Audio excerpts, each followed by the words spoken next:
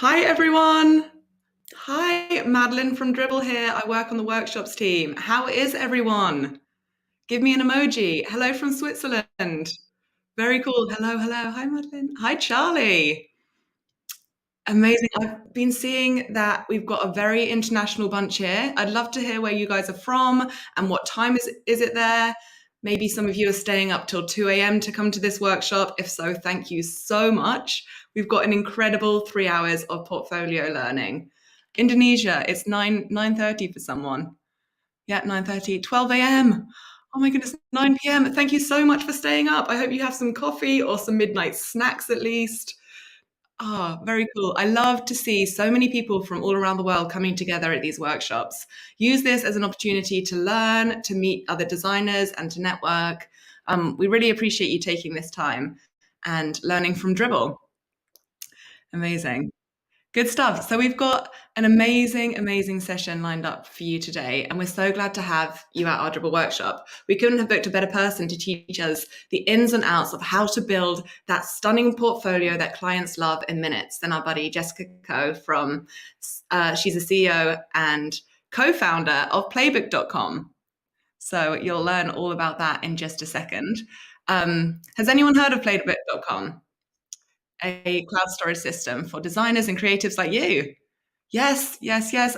Yes, amazing. Well, you'll hear all about it in just a second as well. But Jessica's a really amazing designer herself, and she's seen hundreds and hundreds of portfolios, so really knows what a good and a bad portfolio looks like, and has all those amazing tips to help you increase the sort of efficiency of your portfolio and make it really stand out. So thank you to Jessica for coming along. There's also going to be an opportunity for some of you to share your portfolios with her and get some tips and get some feedback on your portfolios. So if you want to do that, get your portfolios ready. Just quickly, if you guys haven't been to a Dribble event before, then hello. Dribble is a platform and community to help designers and creatives like yourself share your work, get hired, find inspiration, and learn your craft like we're doing today. If you're not yet drafted onto Dribble, I'd love to hear if anyone's been to a Dribble event before, but if you're not yet drafted onto Dribble, then put your email address in the chat and we'll get you an invite to get drafted onto Dribble. Oh, someone says they have been to a Dribble event before. Some people, this is their first time. Well, thank you for coming. Okay, so I've got a few boring housekeeping tips to do first, and then we'll get Jessica up to start the portfolio workshop. Okay, so use the chat to get to know each other. I think all of you guys have got that, you're using the chat. This is meant to be a fun, interactive, engaging event. So do your networking, share your portfolios. We want to hear from you. You'll see there's a question and answer panel.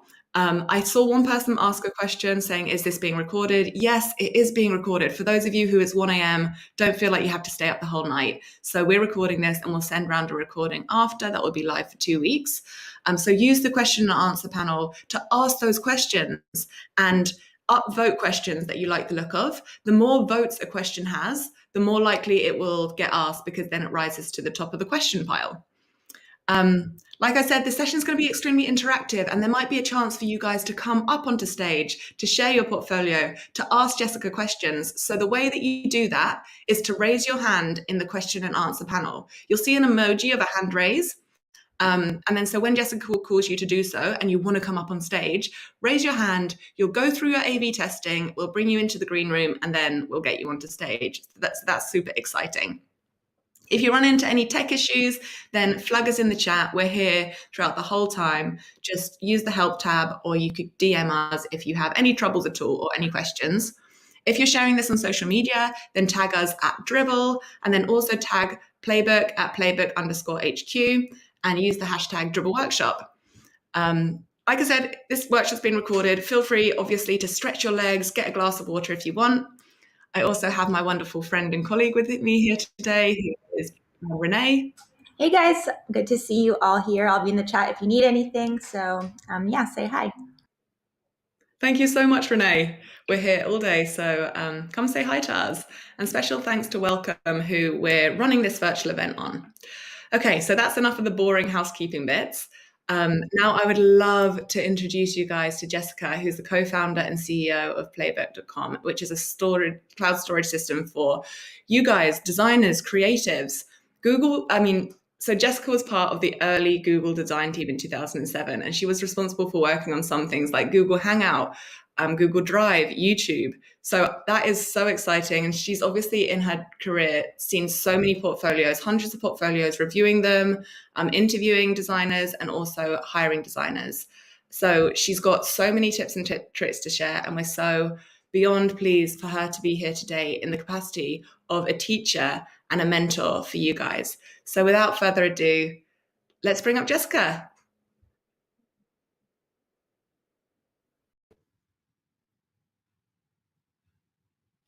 Hello. Oh my gosh. Look at you guys sharing portfolios. Thank you, Madeline. Thank you, Renee. Thank you, Dribble team, for setting this up. Hello. Hi. Everybody from around the world. That's amazing. Hello.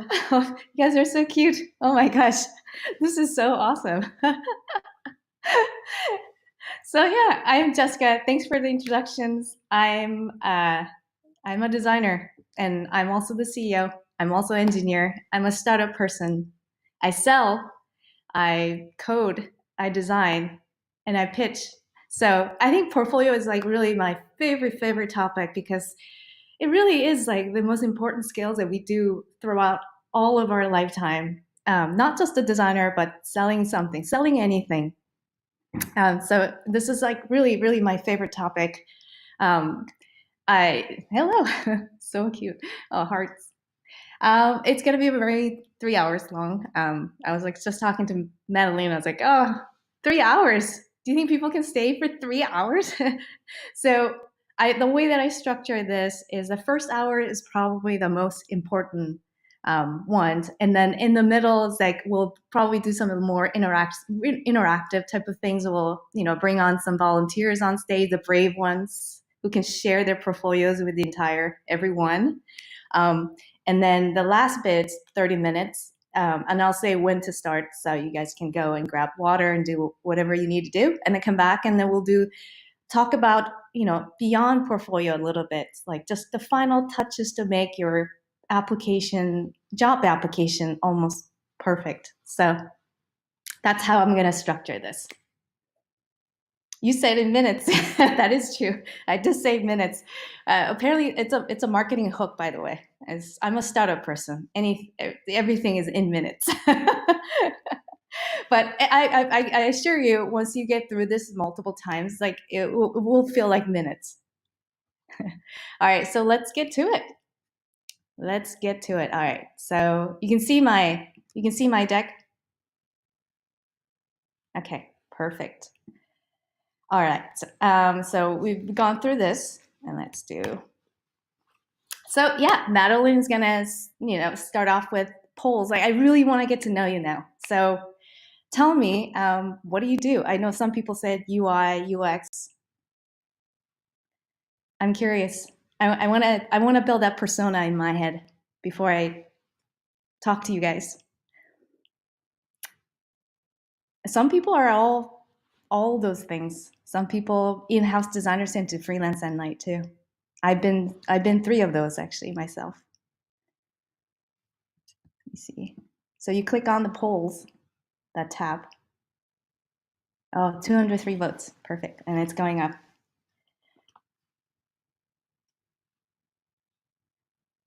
How do I see the results? Madeline. How does it work? Open? So there is a poll tab which people could go to Oh, I and see. see the results. So at the moment there's 275 votes. 43% are UI UX design. Also the polls on screen as well for people to interact with. So the majority UI UX design. Second to that, 25% freelancers. We've got 17% other. So I'm sure people could share in the chat what their other is. But mostly UI UX design. And the results are in the polls tab. Got it. Oh, I see it now. Okay, UI UX is the most popular one, looks like. In-house 7%, freelance 25%. Got it. Okay, perfect. Good to know. So next poll is, how many years of experience do you have? Like, it doesn't really matter. I'm just curious.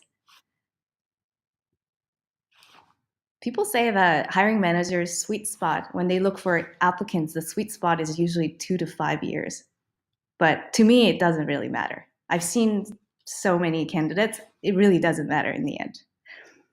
Less than a year. Oh, so cute. Okay. Starting out. Okay. 1 to 3 years. So majority of people are less than a year, 1 to 3 years. And there's some 3 to 5 years. Got it. And there are some senior ones as well. Great. Awesome. So next poll is a final question. Who is this portfolio for?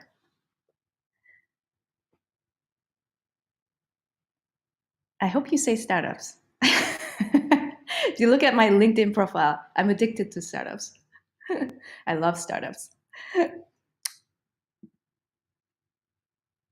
Companies, got it. Clients, myself. Ooh, 60 people said myself. That's very interesting. 69, okay. Very cool. All right, so I got a persona in my head now. I kind of understand who I'm talking to. UX, UI design early in the career, okay, and then looking for some established design team in big companies. And this, this actually applies to all of these, all the types. But still, I'm just gonna kind of, I'm a designer. I need to have a persona in my head. So when I'm talking, so I'm just gonna kind of direct all of my targets, some of my stories to that type of persona. Good. All right. Okay, let's move on to the next page. Let's see. Okay, so to introduce, give an introduction of myself, I'm the CEO and co-founder of Playbook.com. We just announced last week that we raised $4 million, and so we're building visual cloud storage. So my inbox has been very, very busy last week. I am a Silicon Valley tech person. I've advised a lot of startup pitches. I helped raise hundreds of millions of dollars for startups. There's a time that I started my career as a Google designer, and then I was there for many years, and then I switched to startups and I became head of design. I recruited some of my best people on Dribbble. This is why I love Dribbble so much. Some of my favorite people on Dribbble, and then I move on to become the CEO and building a product for designers. So that's sort of my career in the last 15 to 16 years I've been. So for this workshop, I'm really not here to judge anyone's portfolios. I'm a designer myself. I'm a creative. I know what it's like to put something out there for everyone to see. It's so much harder to create than criticize. So I understand that myself. I also started out as, just like not knowing anything about design world. So for those people who are starting out this design career, I totally understand you. I understand where you guys are coming from. Not here to judge at all. So feel free to just open up and be comfortable. So yeah, that's the vibe that I wanted to go for, for today. All right, so next slide is, I should probably just open this tab and, okay. All right, let me see. Okay, So portfolio is really just a tiny piece in the puzzle. Hopefully this workshop gives you kind of a clarity on things. It's not necessarily to make you a better designer. It's not. It's just solving that tiny puzzle, but not solving the entire puzzle itself. A lot of people are very like not scared, but like discouraged when it comes to portfolios for two reasons. One is, and my students say this all the time, is it's a chicken and egg problem. You want to put some interesting and good work in there, but you can't find a job that give you that interesting and fun problems. So that's one problem. And the number two is that we tend to think that our work is our baby, and portfolio being more so, because portfolio is kind of like, we almost kind of attach our identity to it. You know, this is me. So if somebody says anything bad, you put a personal branding in there. You know, it's like makes it feel like this is really you.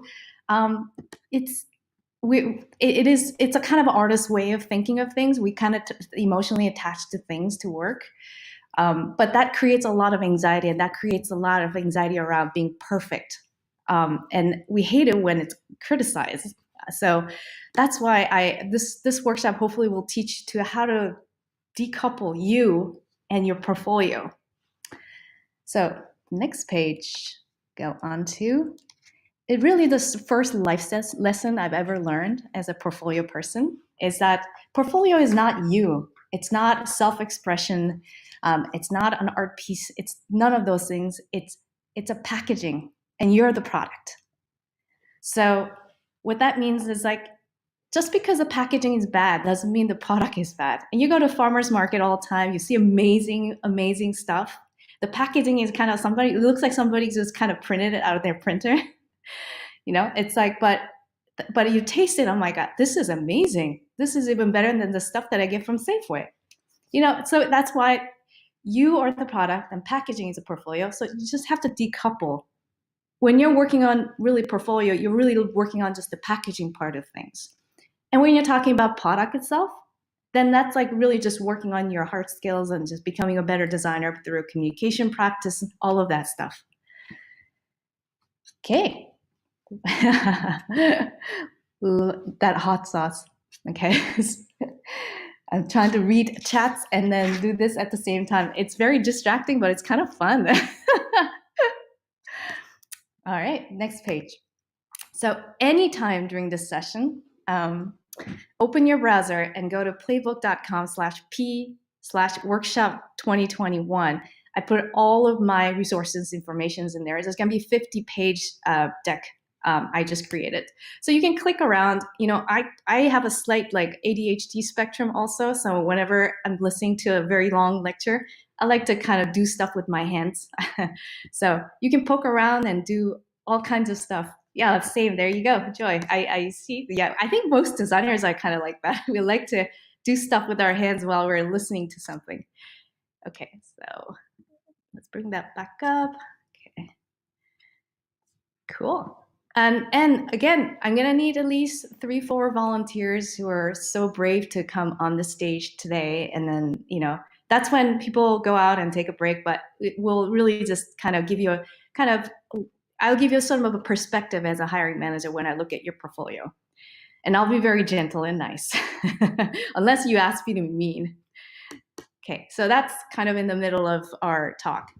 So let's go on to the real part, real how-tos. So I'm gonna give you sort of a perspective, a day in the life of a hiring manager at Ubereats. I was a hiring manager, both Opendoor and Google. And we're kind of the worst, right? We're the ones who kind of ghost people. We're the ones that never send rejection letters. We're the ones that never share what goes beyond the curtain. You know, once in a while you see a Medium post. Once in a while you see a Medium post about some hiring managers talking about their design process and what they look for. Yes, yeah. So that's us trying to explain to you what we're looking for in portfolios. We sometimes tend to do that, but most of us, we don't really have time. So we tend to kind of keep things, you know, behind the curtain. But here, I really want to talk about what really goes out behind the curtain. So you get a little glimpse of that kind of perspective. So I'm going to explain a little bit briefly how we operate. So this is usually, you see the LinkedIn job, requirements. In a pretty large organization, it sounds like a lot of you are looking for established team inside large companies. It's always often hiring managers who write this job requirements. That's because recruiter comes and then they're going out trying to hire 2 designers, and they ask the hiring manager, it's like, who should I look for? Like, how do I narrow down these candidates? Because most of the time, recruiters don't really have that kind of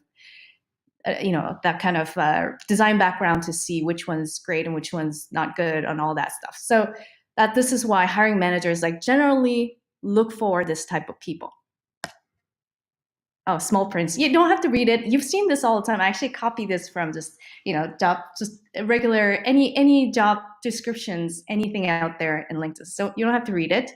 The most people tend to focus on something that means so little to hiring manager, and that is basic qualification called 4+ years of product design experience.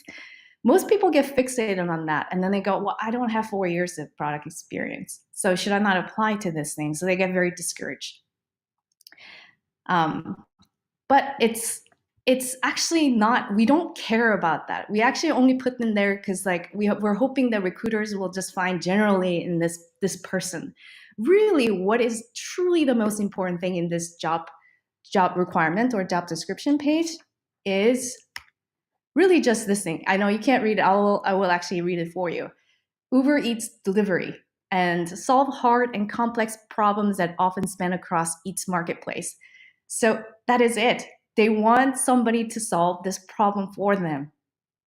That's what matters, really. None of this really matter as much. So they're really looking for somebody to hit the ground running basically on day 0. And that requires as little training as possible. Yes, it is vague. I'll get to a little more details a little bit. I'll get to more details later on. But it's mostly what happened is it's someone probably just quit in his team. A designer went to another team or another Facebook or something. So now they're short staff. So he's actually doing the work. That was left off. So he's just going crazy. Oh my God, I'm trying to do this one-on-ones with everyone. I'm having all these meetings. And I'm still have to do this work. So that's where they're frantically trying to hire somebody. That's the situation that they're in normally. So you look at their calendar. Oh, why they don't want to train? Okay, I'll get to that part as well. So now this is a calendar, very busy. They have back-to-back meetings with PMs and engineers. And of course, it's there's a time at Open Door. I had 13 meetings a day. It was back-to-back to back-to-back. And I remember just losing my voice at the end. Just one-on-ones constantly. And that's what the situation usually hiring managers are going through. And so really this recruiter has to ping me maybe 10 times for me to find 1 hour in 1 month to go through 120 applications, basically. That's usually what happens. And then they just constantly hey, can you look at this? Can you review them? Then eventually, okay, fine, I'll go through these things. And I'll have only maybe 1 hour to spare. So this is how they review 120 applications in 60 minutes. This is what hiring managers do. And you can see that most portfolios don't make it beyond 6 seconds. And when you go, some portfolios make it after 6 seconds, then we tend to spend a little more time on. Usually go through LinkedIn, go through somewhere else, read the work processes and look at the bio. But really, this is the first puzzle. You have to survive the first 6 seconds. What's the data source? It's just, it's a personal experience. And it's also the kind of things that we talk about as other hiring managers in a situations it's really just sometimes I'll have a lot of friends who are hiring managers. And this is the kind of situation we constantly get into. So this is the first puzzle to go beyond the 6 seconds. And it's almost always the portfolio. And it's because 9 out of 10 portfolios kind of look like this. I just actually put it together. So no one's portfolio here, trying to not judge anyone, but it looks, there's like some school project, some kind of really complex research project, some serious internship, and there's like some kind of cute app, and there's a tiny bit of like personal branding goes in there. So this is kind of like the hiring managers always, this is the kind of stuff that we see 90% at a time. And then to find somebody truly that we want to hire from all this like piles of portfolios, it is a challenge also. Actually, it's funny that a lot of my friends who are hiring managers, they have the hardest time finding people, even though they have thousands of applications coming in. So you can see the challenges that we have on our side, and also challenges you have on your side. I also see it as well. So I'm trying to make sure that we're trying to closing that gap a little bit. So you see this all the time. This is what boot camps and schools kind of teach you. Follow this work process. Follow this. So that we tend to write the sticky notes, and we tend to write, those kind of like flow charts, diagrams, make sure that we come off as somebody who's gone through the homework before actually getting to final product. But do hiring managers really care about this? Not really. It just shows that you've done homework. But that doesn't say much about anything, actually. And because every single person has this, because they were taught in school to do this. So what they're looking for is somebody who can solve some kind of problems on day one with as little training as possible. So training really makes, like, when somebody look like they need training, it means more work for them, and they're already feeling overwhelmed at this point.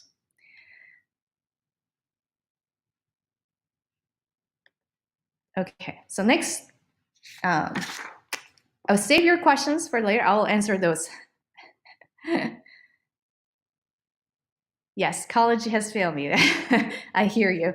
It's the kind of stuff that people don't really talk about, like, outside of college. That's why when I actually teach last year, I felt really bad for people who were during this COVID stage, their offers getting rescinded and they couldn't find jobs. So I actually started a nonprofit organizations for teaching how to build portfolios for new grads. And they had no idea this was happening outside. So I wish schools actually teach this kind of stuff also. So lesson number 2, first 6 seconds make or break an opportunity. It is your first impression, and it should grab their attention almost right away. It needs to be, it's a hook, almost like in the marketing world, we call them a hook when we grab somebody's attention. And this should be dazzling. It should dazzle them, really. So once you get past the first 6 seconds, they want to get to know you more. At this point, they're curious. So you want to get to a point where, like, you're making them curious about you. And it's, doesn't it sound a lot like, kind of like, dating? Okay, so now you might be asking, my students always ask me, so like, then what do I do to grab their attention? It's like, how do I'm one of those 9 out of 10 people. So what do I do? So I always tell people, your portfolio is a lot like online dating profile. And then they're like, what? What does that even mean? And of course, no professor will ever say this. Your portfolio is an online dating profile. They will say, like, you should be a better designer and just keep practicing. No, there's an art to it, actually. You have to know what you want to attract the right job in person. So what does that mean? So what kind of job do you want first? And most, like, people starting out their careers, like, I don't know, something that pays, I have no idea. A lot of people don't really know. So yeah, somebody shared Match. I actually met my husband on Match.com. Ah, you did too. So what kind of a job do you want? You do have preference. You do have You're not looking for, say, like 55 years old. You're looking for 26 or 28, 32. You're looking for somebody who's in this location. You're looking for somebody. Everyone has, even though you're lonely or you're single, you're still looking for somebody. You have an ideal sort of the human being you want to meet. So what kind of job do you want really means, really ideally, what kind of job do you see yourself in? And usually that has to with actually most of the time, remember the last job that you applied and then you didn't get it and you were crushed, like just heartbroken. It could just be that maybe that was your dream job, and dream job constantly changes over, every 2 years basically. But, right now at this point, what kind of job do you want? So here's a poll again to kind of keep you awake in case you guys are in a different time zone. So I'm curious now, what's your dream job? What do you want to do?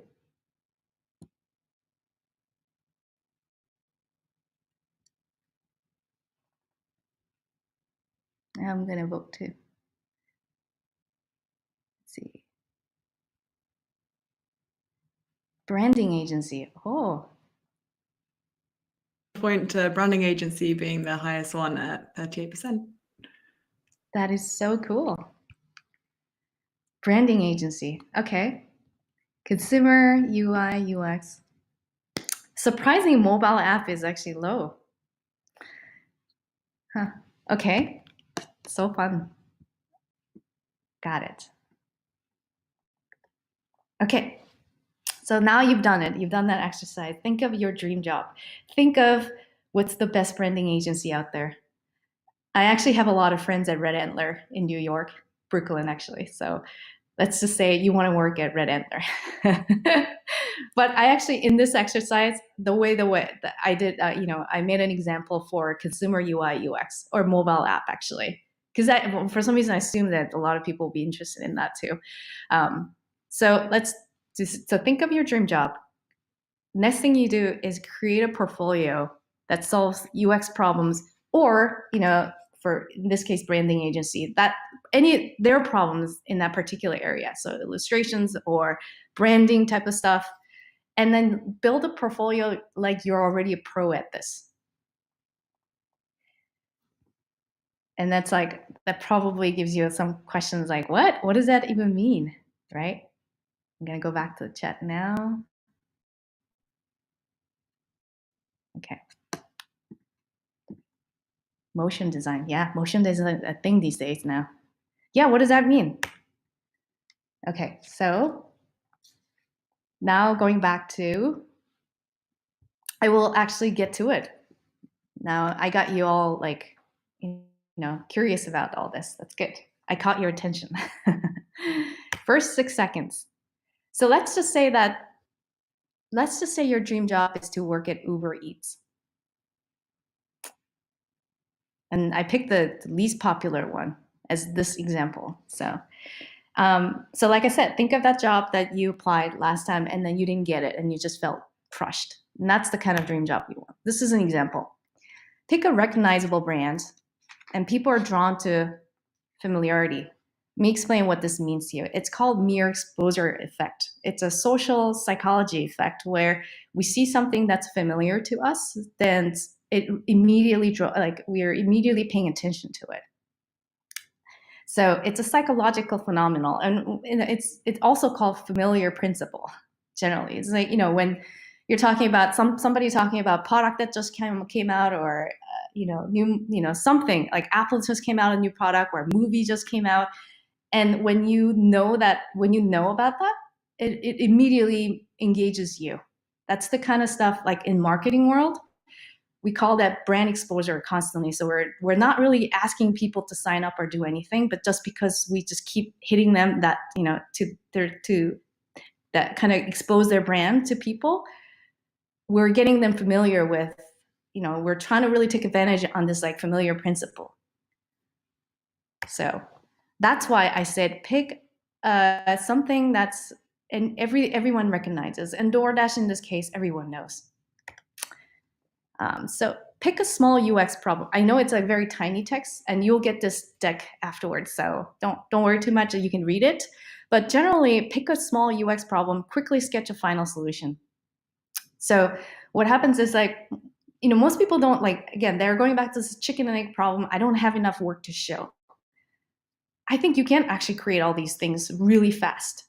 It's really fast. So usually and then a lot of my students actually get stuck in this, what kind of UX problem should I solve? And then they spend weeks actually trying to find that perfect UX problem. Don't do that. It should really take you a very, very short time. And the best place to find UX problem is go to a consumer. Nobody knows this, actually, by the way. This is the first time I actually tell anybody this. Go to consumer website review sites. And then there's tons of one-star reviews because there's lots of frustrated users. Those are the very problems that DoorDash, probably 50 designers are solving right now. So that's a real problem that you'll be solving when you're in-house. So in this case, this one-star review is I ordered something and then the estimate time said 45 minutes, but it came in 1 hour and 30 minutes. Everything just came cold. I'm frustrated. So that is the frustrations, user frustration. As a designer in-house at DoorDash, we are solving it. How do we make sure we minimize that frustrations with user? So then you turn that negative comment into something solvable, which is Dasher, which is the delivery person, was in a traffic jam, making scheduled delivery time incorrect. How might we communicate and update the delivery estimate in real time to our users in our app? So to minimize that you just kind of turn things a little bit around from completely, I have a problem, give Dashers flying cars. That's so funny. All right, so you turn something, a negative thing into sort of, something that's solvable as a UX designer, as a UI designer. So you quickly sketch it out. I actually didn't sketch it out. I actually took screenshots of some of DoorDash. And then the last bit, I quickly did this. I didn't even use Figma or Sketch. I just did everything in Keynote. That's how, this doesn't have to be taking that long. So, and then number 3, and this is this shouldn't take you too long as well. You find patterns and inspirations. And that's where Dribble comes in too. I go to Dribble all the time for inspirations. How do people solve these problems? Usually in the, it's everything is out there. There are patterns. Everything is solved in some way, one way or another.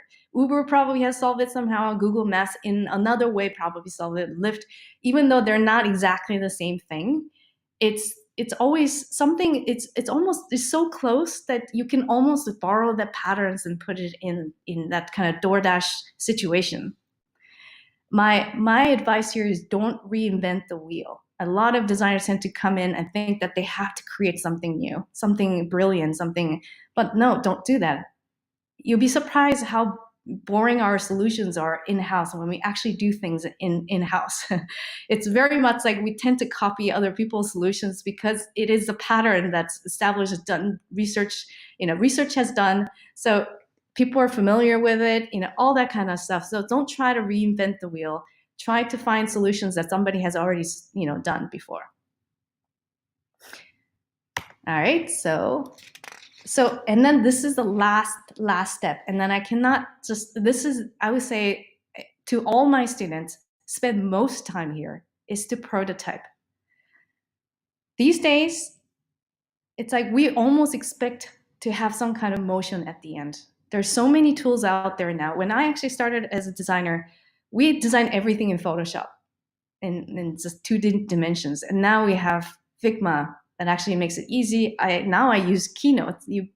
How many people actually use Keynote for prototyping? It's very rare. And then there's another things there's Protopie and there's all kinds of Principle. There's so many tools out there actually makes it easier to prototype these days. So it's a very quick. I actually made this prototype in Keynote. Just super simple. All you do is fade in, fade out, and then you turn that into moving GIF basically. Oh, somebody used MS Word. That's crazy. Okay, so and then I actually did a screen capture of the map, and then just put it in there. It makes it look like it's kind of real. It's kind of cool. Do you know why we want to see prototype? Or not we want to. Do you know why we stop when we see a prototype in somebody's portfolio? it's because humans' eyes are just generally attracted to moving things. I think it has to do with our just natural biology. We tend to get fixated on things in motion. It could be that in ancient times we were hunting, so we have to find food that way, or we were trying to protect ourselves from predators. So we tend to our eyes are just drawn to something moving. That's why a lot of children's actually are very drawn to like trains, for example, or cars or something that's moving. It's a total psychology. So as soon as like hiring managers tend to scroll down, we stop when we see something moving. And which means that it probably better not be a video. It's just a moving, moving GIF, so that when you scroll down, it's moving. So that's the kind of thing that we love to see. Okay, so next slide. Let's do it again, actually, so that you can see this 4-step. Really, just have to remember these things, 4 things. This is actually one of my students last year. During COVID time, he was having a hard time finding a job. So we went through this like portfolio exercise together. And then he was like, I want to work at Google. So he picked also mobile app. And then I said, well, pick a recognizable brand. What do you want to do? And I said, I'm going to pick Facebook. Okay, that's a good. Of course, why? Because of mere exposure effect, a familiarity principle. People know Facebook. Okay. Now, he was a student in college, so he actually used some kind of tool. I can't see it, sorry. I made everything so small. Sorry about that. But it's like when people are trying to find a meeting time together, there's an app out there that you get to select, when they're available, so that people can find the right meeting time, for everyone to show up. So he really hated that. It was like so clunky. The UI is terrible. It's not like 2020. It looks like it was made in like 2027 or 2007.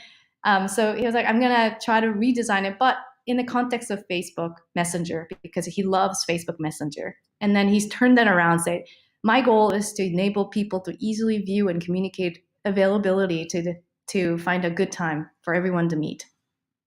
So that's what he did.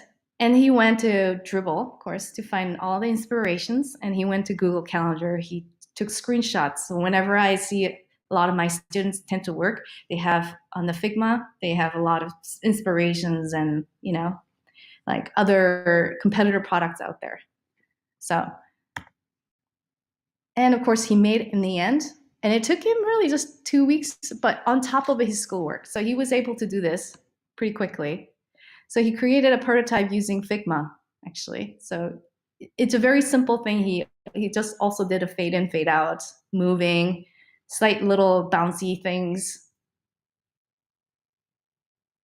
And of course, hiring manager were very attracted to things that are moving. And of course, he got a job at Google this year. So he was able to actually turn this around, and it really didn't take him that long in the end. It took them, I said minutes, but it took him weeks. But now he understands the process of them doing things. If you notice, I've never even talked about the write-ups, all the UX process, all the sticky notes. I've never even talked about those things because we don't look at those until you're past that 6-second point. Okay. So remember that portfolio that I showed you that was kind of, previously? Should give you a comparison. I use a Webflow. This is a Webflow template. But you can see how our 70% of sensories are all in our eyes. We have 5 senses.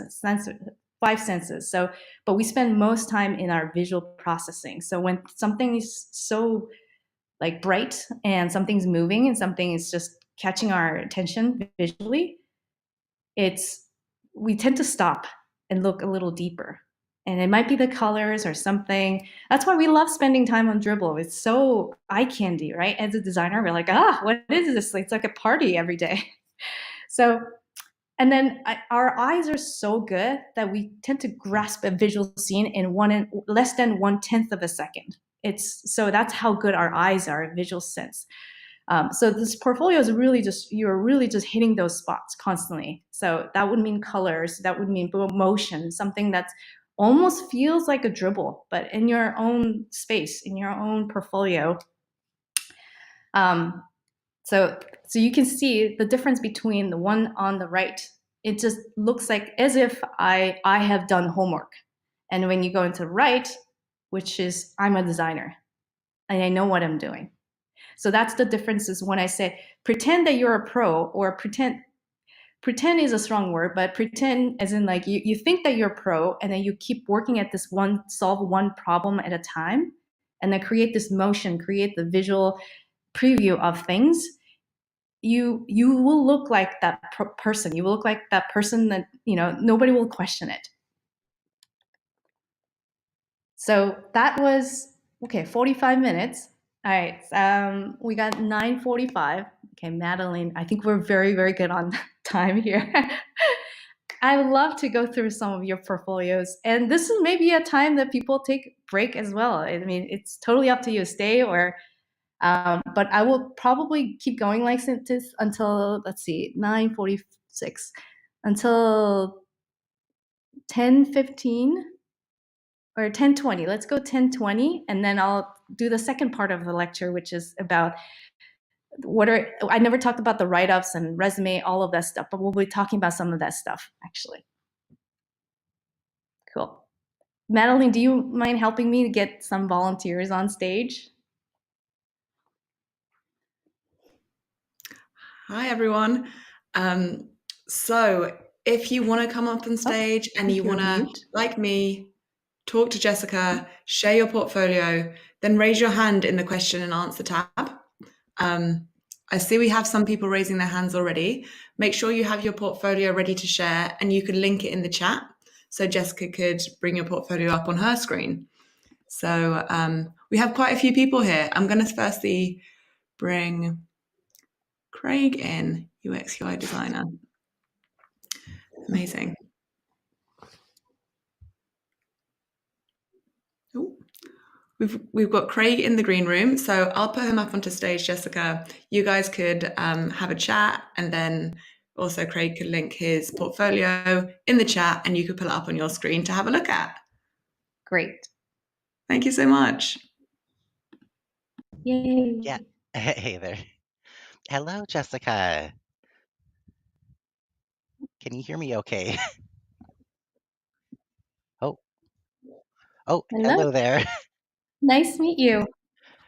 Hey, good to see you. Can you hear me okay? Oh my gosh, hi, nice to meet you. You're the brave one. Yeah. Welcome. Hi. Yeah, can you hear me okay, Jessica? Yes, I can hear you just fine. Oh, excellent. Yeah, so like just a little bit about myself. Well, first of all, thank you for creating this workshop and stuff. This is kind of a first for me since I'm a pretty new graduate in UI and UX. And after graduating, I whipped together a quick portfolio, and it falls into that 9 to 10 sort of thing too, where it is very much it looks very much like a report. It looks a little bit too long. It's a bit too detailed, and I want some guidance on how I can just shorten it up and make it, like you say, that really like something that's really attractive and really is eye catching too, because I feel it looks like a school project, like you said. Yeah, of course. I mean, it all comes out. It's like schools. Really, professors need to know how to teach this course. But yeah, love to see your portfolio. Yeah, I'll link it now again in the chat. I Okay. know it's scrolling a little bit. Oh, perfect. Thank you, Madeline. Okay, let me screen share that. Knob, present again. Window. Let's see. There you go. I got it. Okay. Hi. Oh, I love your smile. Great. Thanks. Okay, so have you used any website template? Yes, so this is built using a site builder, which is called UXfolio. Mm-hmm. It's sort of a Squarespace sort of thing where you're given pre-made templates, and and then you just fill in sort of the information Mm-hmm. that you need. Gotcha. Okay. So I look at this. I will tell you the kind of things that I'm looking at. Okay. There's a couple things that you could do almost right away to make it look almost, again, that 6 seconds that you can dazzle people. I will use a different template actually, Okay. because I've seen this layout one each side with the dark on one side and the other. It feels too much like resume. I've seen a lot of people do this. But these days, the more trendier feels more almost like a museum. Like it actually makes your work look better. Is when we just have everything white. That's why the Okay. Webflow example is like perfect almost, because of that. It almost feels like when you have a museum, you have a painting on the wall, white with perfect lighting. That's what you want. Oh, okay. I totally understand. Yeah, when I was looking through examples of other portfolios, I did notice that people tend to use a lot of white too. Hmm. And for me, I thought like, oh, I'm going to like kind of break away from that and add color. But I see your point, right? Having it like that museum. Yeah. So I see also colors that you use here, but let's see. So I imagine that you use that kind of white background. Um, the first thing I would do is maybe click on this.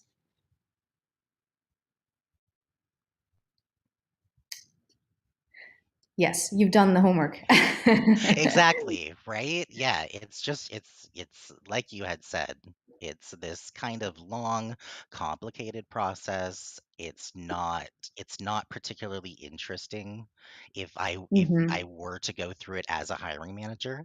I like to it's kind of finding a balance of like, okay, I really want to showcase everything that I Hmm. did during this project and I really want to showcase my skills, but I understand as a hiring manager, you only have so much time to look through that. Yes, that's so true. Yeah, so the couple things I would do is that I was again to start with the kind of that museum feel like template where make sure that your work shows beautifully there. This is, by the way, website redesign. We don't like when you applying UX UI designer. Okay, when we think of this, redesign doesn't is not something that we think of it as like it's not a UX design. Okay. So it has to come from a problem. Like website redesign is a solution in itself. It's like, as in, people do that all the time. It's almost like you're working on the packaging. This falls into more of a marketing rather than products. So we tend to ignore this project. So when somebody puts website redesign, we just go right through it. We don't. So we probably go through this one a little bit more deeper into Oh, it. okay, that's interesting. Yeah. So let's click on this. Yeah, this follows again that same kind of homework like case study. Yes. The first thing we do, we don't ever look at this. We scroll all the way down, basically. We never look at anything that you make. We just kind of look at this, the final products. This is why the reason why I said work on the final product first and then make yourself like go up. That's the reason why, because that's how our brain, that's how hiring managers tend to operate. Okay. So the final product itself is actually pretty good, but I would actually accept the mobile. Oh, you have a prototype here. I do, but I like your suggestion of having it be that it actually, is like a short GIF Mhm. or a short video rather than something that people have to spend time clicking through. Absolutely. Absolutely. Also, this is also something that I should mention is a lot of times like the people who are starting out as designers, they tend to think of UX prototype as one screen after another. It's actually we're looking for much more detail than that. So it's not one screen after another because that feels more like a UI design. UX design is so granular. It's almost like it happens in almost like half a second rather than click on click. So it's this kind of detail thing that we're looking for. And it's hard to explain this actually. Let me explain this a little bit better. So in this application that you're in right now, you click on poll. And maybe when people are voting, you can see the numbers going up and you can see maybe the bars moving. That's the kind of stuff that we tend to like think of it as a perfect problem. Then somebody is like, what happens if you click on the Q&A? What happens if people click on people? It's like the screen by screen is less important than actual tiny interaction. It's so much more, way cooler to have in your portfolio. And UX design is really time box. This is like, so it's time based. So when think of UI designer is like, it's not time based. It's like you click on it requires user action to do something and it goes to the next page and next page. Whereas UX design is much more granular. It's much more detailed. It's like when you click on something, something happens. And that is a half a second thing, something happens. That is the kind of thing that details that we hiring managers like, it just wows them, like especially coming from like somebody who's starting out. It's like, whoa, this guy knows shit, you know. That's so. Let me see. Let's go back to. So would you suggest then, Jessica, that I put sort of the stuff that's at the end with the interactions, should I bring it more a bit to the front? Because like you had said, you jump right to the end kind of to see the end product. Should I be putting then the end product a little bit sooner in the case study? But that's the thing; it won't help you still because you still haven't done that prototype. As in, if you did have that prototype, it doesn't really matter. We don't mind scrolling all the way down. Actually, it doesn't Okay. matter what the order is. It's just what it is the most important thing. So specifically, when I look at your portfolio, let's go back to you. Let's see. I would have more than 3, and then take out redesign website out altogether, and then just do that kind of 1, 2, 3, 4 exercise, but with the recognizable brands so that it kind of keeps like it just stops me from it. Like I want to, and then built-in Figma, Squarespace, it doesn't really matter, so you don't have to put that in there. And then you start with the problem. It's like you have to kind of hook them with the problem first. People love problems. We're all problem solvers. So instead of saying website design, it would be like, I'm solving this problem or solving this or a case study or something like that, that feels as though you're coming from a problem rather than trying to redo the whole packaging. Okay. Please, once you've done like the first, like couple of those exercises, and you don't have to write up like you did, don't do the work process thing because it takes a really long time. Also, Exactly. yeah, it takes really, don't do it. And I would actually just, email me and say, ping me, say, how does this look? Or tweet me because my inbox is kind of crazy right now these days. That way I definitely answer. This also is something that we see that as a red flag. Okay. Team 3 members. It's so we tend to ignore things in people's portfolio that has more than 2 people in it. Oh, really? Okay. So like it's best just to leave it out altogether, or because it, It's, it is to give a little bit more context.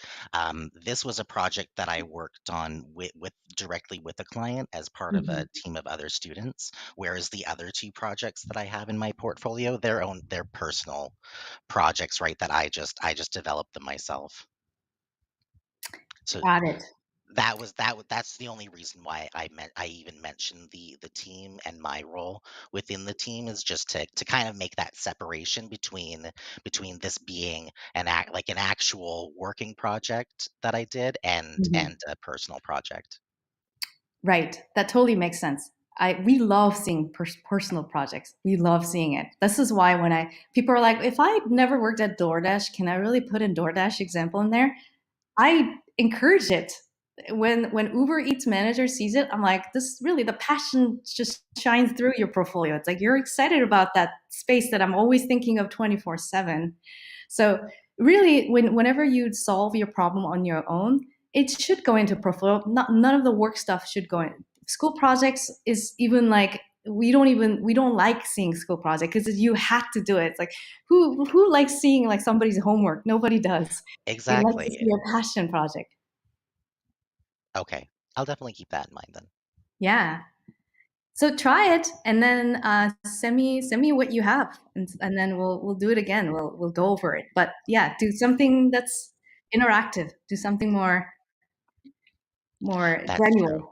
UX or Yeah, okay, granule and interactive. I've got those. Those are my takeaways. Great. Thank you very much for taking a look at this, Jessica. I really appreciate it. okay. Well, thanks for being so brave and coming up here, being the first one to be here. Oh yeah, of course. Much appreciated again.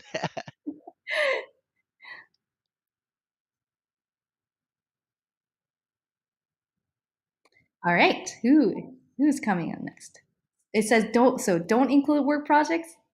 No, you should include work projects too. A lot of times, funny is like work is we sign NDA, so most of the time, even though I work at YouTube, I work at Google, so many projects, I could never share those in portfolios. So even in-house designers have to actually create something on their own a lot of times. Hello. Hi, how are you? Hi. Sorry, Oh, Alicia? yes. Okay. Nice to meet you. Nice meeting you. Thank you so much for your time. Of course. Of course. I'm so excited. Thanks for being so brave. Of course, I've needed this forever. All right, let's see your portfolio. Okay.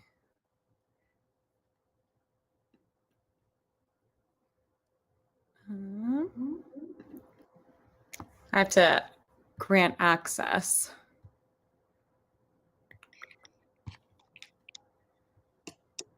I'm wondering, for some reason, it's not letting me click the share. Oh, here we go. Can you see it?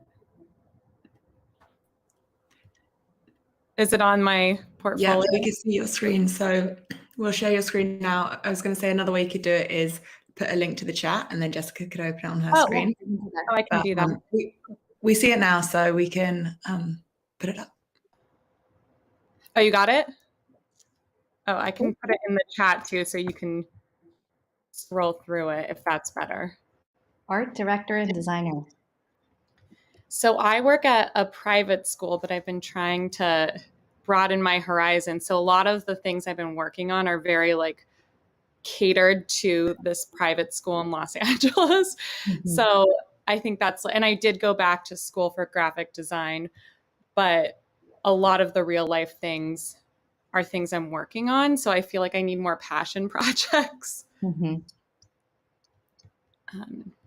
Got it. Let me actually. It's probably better if I If you go through? yeah, if I go through this. Okay. So, I dropped it in the chat. Can you see it? yeah, I have Okay. it. So if you don't mind getting out of your presentation, yeah, I can do Okay. this. And where are you? Where are you? So I'm in Los Angeles, and I started off as the marketing manager, and then our graphic designer kind of went MIA. So I picked it up and went back to school and learned stuff and fell in love with it. So I'm kind of like a late in life designer. And then they recently promoted me to their creative director, but Wow.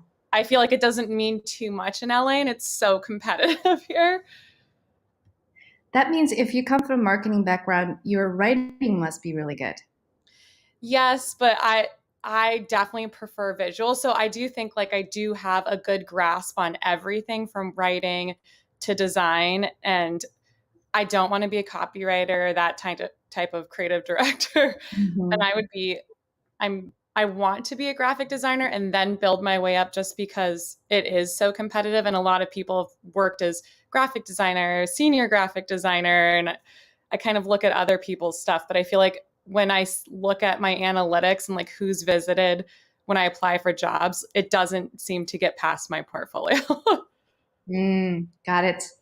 Right off the bat, there's really famous creative director, really famous. I forgot his name. He's got like 100,000 followers. He actually recently shared some portfolio tips for people, visual design person. So I was mostly directing my workshop towards the UI UX. This guy was a truly creative director, and this is what he sees. First off, what the people, a lot of people coming into this creative direction or the art direction industry tends to forget that the first thing we ever see first time is typography. So if you miss that the first spot, then you're in that kind of first 6 seconds kind of rejection pile. Yeah, and I just took typography. I just finished it this past semester because I'm like, oh, I'm so weak in it.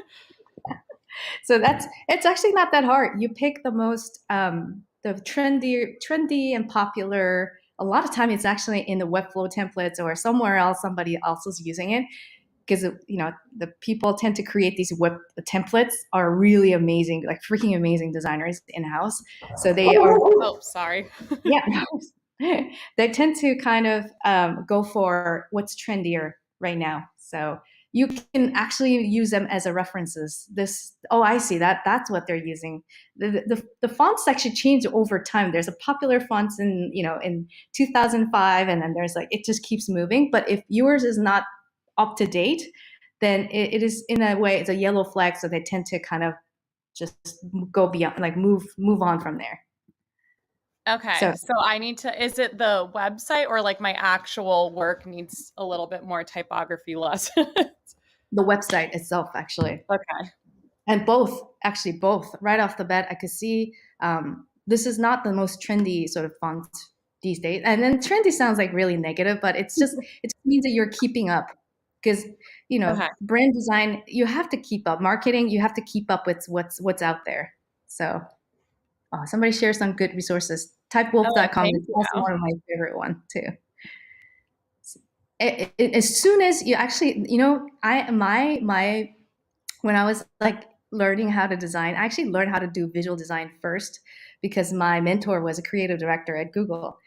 And he was a mean one too. He'd yell at me all the time, "You're terrible, Jessica."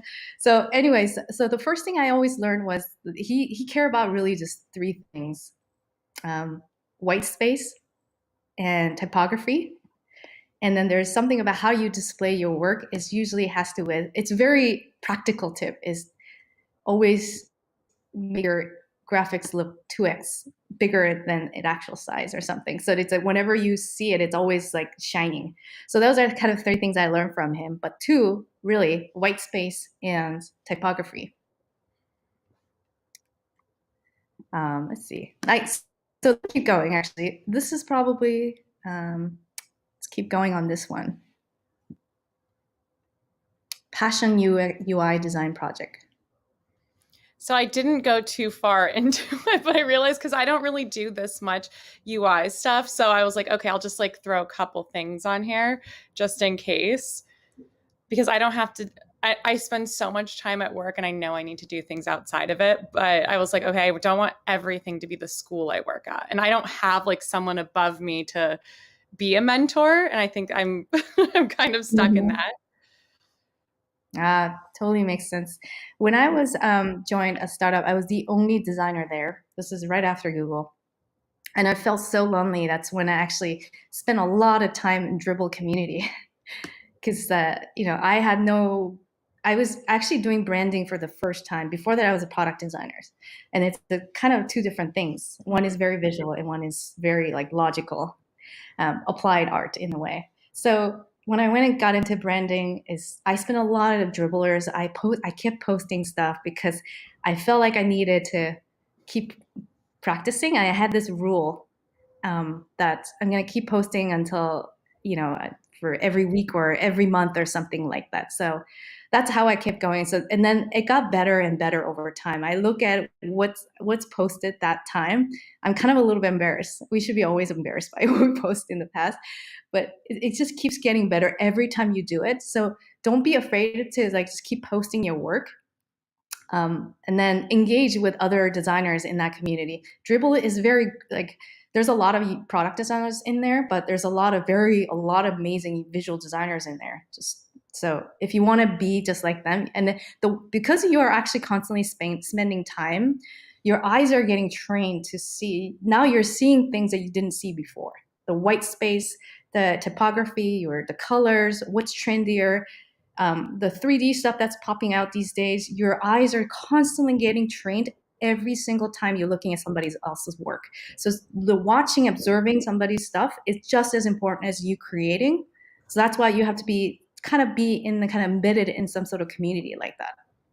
Okay. Yeah, I haven't used Dribble really, so I'm gonna have to get into that. Yeah, so funny is I actually interview a ton of artists, and all they say, and these are artists like on Instagram, they have hundreds of thousands of followers, and they would always say I had this goal that I would post work every week. It was like 100-day challenge or something, or 100 something, and then they became famous, and they don't realize they were famous. Because they started out being so bad and then just kept posting, and then eventually it got so good. Yeah, daily UI, exactly. A lot of people do that. It's really just like, it's like practicing a piano. So you're just constantly practicing, and you're hearing other people's, you're also listening to other people's, the way that they play the piano. It's an art. Where you are is an art. So that's why this is the kind of thing that you just have to keep going. I hope this was helpful. And again, if you actually do some kind of creative work and you want to get some feedback, just email me or tweet me or something. So Thank you. we'll go over this again together.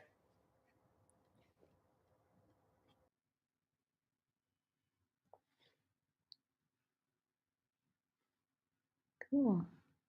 All right. Who's next?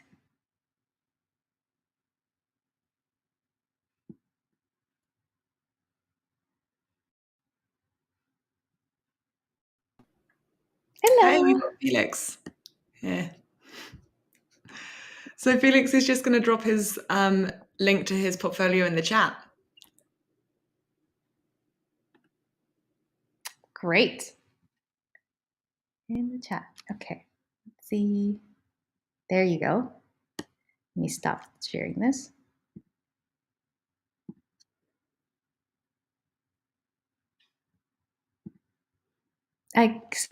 Nice to meet you, Felix. Can you tell me a little more about yourself? Oh, let's see. Can't hear you.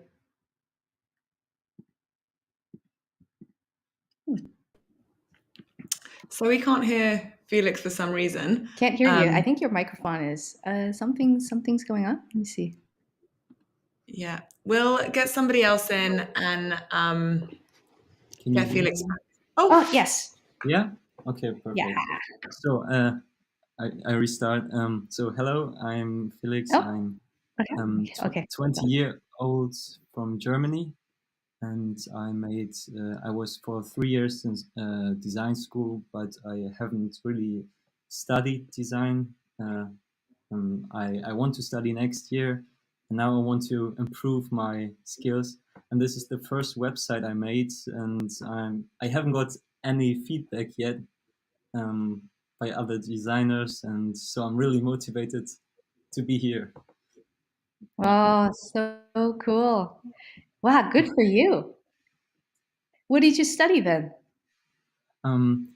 Yeah, I don't really know how to explain it in English, which kind of school it was, but I think it was something like it was a design school for 3 years where I learned everything around like colors and typography, mostly print design, but only a bit of web design. I don't have much experience in UI and UX, and I would love to get more into it, but I don't have much experience there. Yes. Yes, you come to the right place. All right, let's look at your portfolio. It's gorgeous, by the way. I can see that you understand spaces. You understand negative space. And also, you are displaying your images 2x size.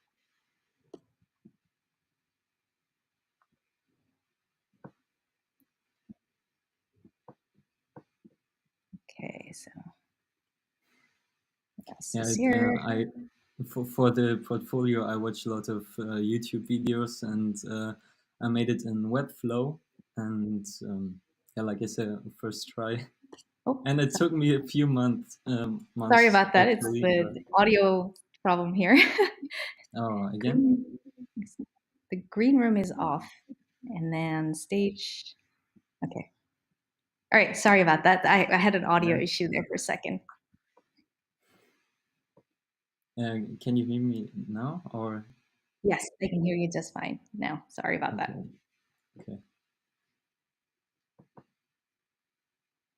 So yeah, I watched a lot of YouTube videos for it, and to create this kind of look I wanted, and I'm not 100% happy with it, because you just said like modern websites have much more white space, like not that much colors, and I think this brown color is kind of old, but I really have a bit of trouble finding the right color, and which fits to my design. Let me ask you, who's the audience? You said you want to get into UI UX. Excuse me again? Did you want to get into UI UX, or Yes, you want to stay yes. as a media designer? Okay, that's my big problem. I'm not sure what I want to do. I have so much that I want to do. I'm new into photography. I want to get into motion design. I want to do everything, and that's why I want to study. And but UI and UX is really a big thing, because I see so much people and agencies who want uh, designers to have experience in it, and I'm not yet really specialized in a certain genre. Yeah. Mhm. I actually think that you don't need me here. Really? Yeah, your portfolio is great. I would actually think that I think you will probably your portfolio speaks to agencies more than UI UX design. So, and that's okay. You might since you just graduated, your first job might be a designer at an agency. So that could be your first job, and then the next job, then you might, because the agency does a whole different types of work all the time. You might actually start doing a lot of UX, UI design, and that's when you start to kind of your curiosity will take you to different places. Okay. So, Yeah. but this speaks to agencies a lot more Okay. to than the product My design. my big personal goal was to. Right now, I'm living close to Hamburg, but it's really hard for me to find a job there, because there's so much competition. I want to be a creative director in the future, but yeah, it's really hard to I get see. into agencies. They yeah. Yeah, that makes sense. I see. Have you ever thought about then? I mean, you think like a creative agency person, so that's why don't even. I don't think you should really try to be UI UX at all. To me, it's like you kind of the media design that kind of stuff is it's it's really just about finding a job then Mhm. at the right agency in your location. Yeah, Hamburg has a lot of agencies, but not much that are really interesting and modern. Uh, Mm, um, or the bigger ones, which are interesting for me, are hard to get in. And I made this portfolio for this for the process of applying, but I thought maybe with some new how can I say it? With some more inspiration or something, I could change it, that it's more like mhm, boom, um, um, like using Lottie animations, mhm, more um, yeah, animations, I think, because mm. like you said, movement is more attractive to the eye. Mm-hmm. Yeah. It's your brain, and then I actually think that your brain is made. It's designed to be a creative agency person. Well, it could change over time. Because I started my career as an engineer, so you can see things change over time. It's almost as if like if you keep posting this kind of work on Instagram, somewhere, social media, and just keep building your personal brand, I think you'll be really, really good at it. Actually, I think then people will start to notice, and then I think that's when agency will come to you instead of you reaching out to them. And there will be other agencies that are looking for freelancers outside of their physical locations, and they'll discover you that way. Okay. I hope so. I hope so. It will take time. Good. Keep up the good work. I admire this. Just you're very creative. I think I think you have a natural talent. Thanks. Of course. All right. So I hope that was helpful. Do we have one more, Madeline? Or the last one? Okay.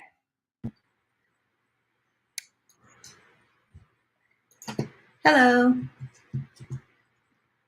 Can you hear me?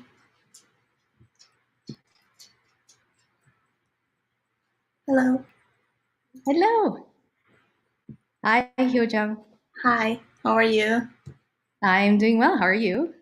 Good. I just sent my website address to the chat. Okay. Let's see.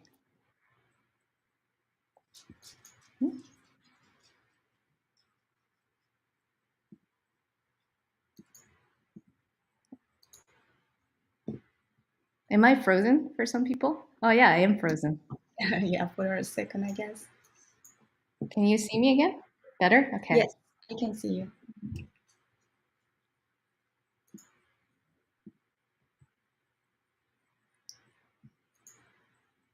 Working. Okay. Yay. Trying to present. Let's see.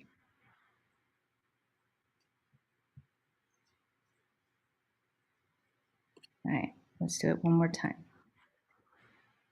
So my web browser is a little bit slower.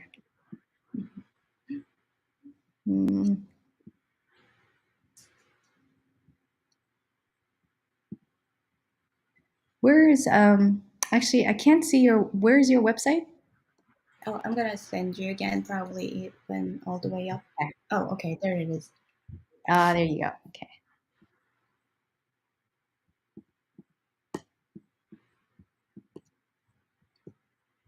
Okay, I'm clicking a lot. Let's see.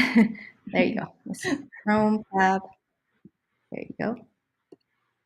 You see? Do you see your own portfolio here? I Not yet. cannot see it yet.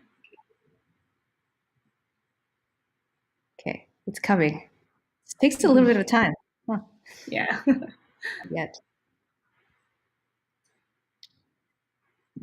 Let me go quickly while I'm looking at your website quickly with actually while it's like loading.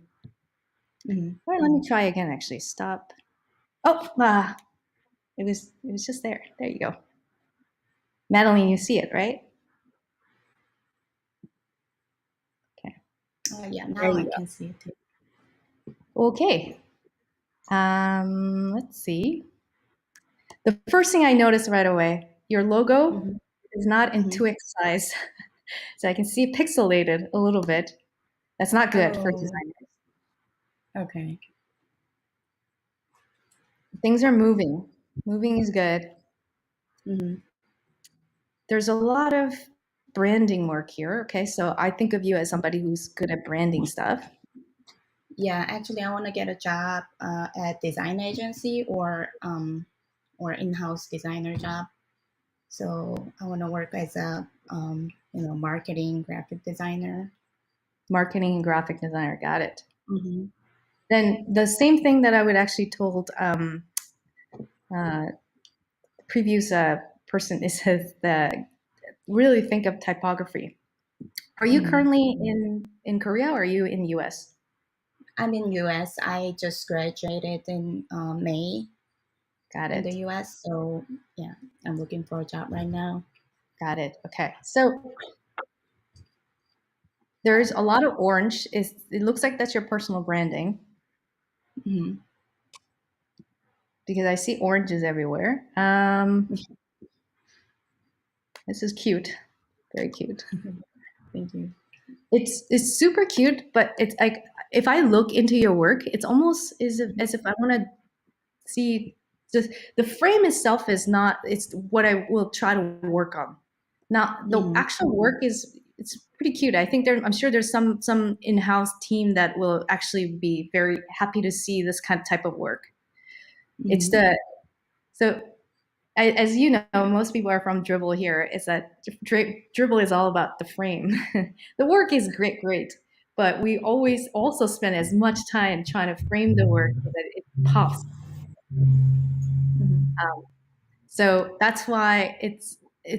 I think I would actually pay attention to more frame for you. Mhm. Um, and then personal branding is it's slightly. I think it's a little bit distracting. So you can Mhm. actually go just when and I always tell my students like this when don't put too much personal branding there. It's again, it's not you. It's a packaging Mhm. that you're building. You're really speaking for them. A lot of creative directors like to use black. Just like how fashion designers they tend to wear black, something like that, Mhm.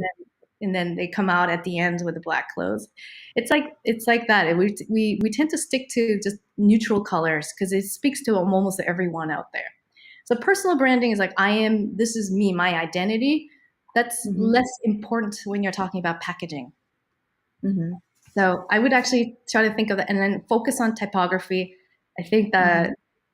the work process is less important in that for the kind of job that you're going for. So doing Mhm. process sketches and writing up, it just feels as though you just done the homework, but it's not really something that will get you a job.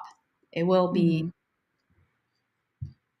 it's less important. If anything, actually, for the type of the work that you are doing, it's almost better.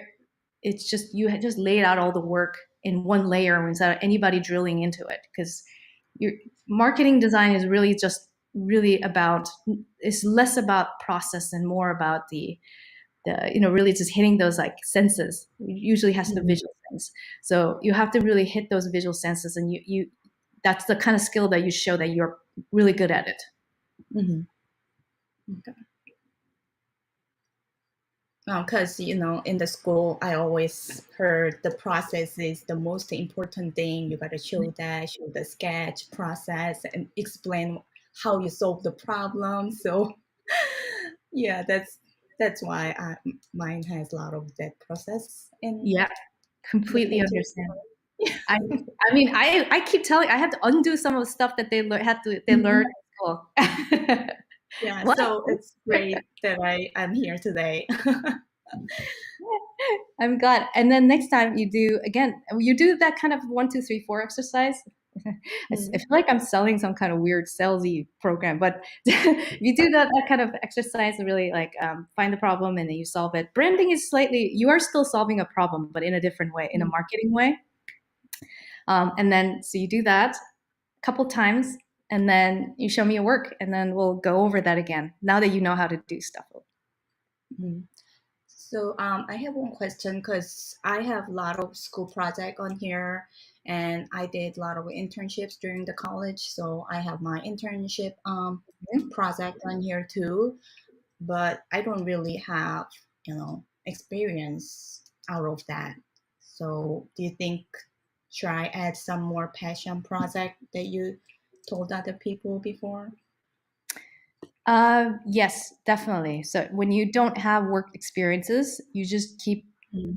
you just keep going. It's that with your to find a problem. Anybody who has a problem, you do it.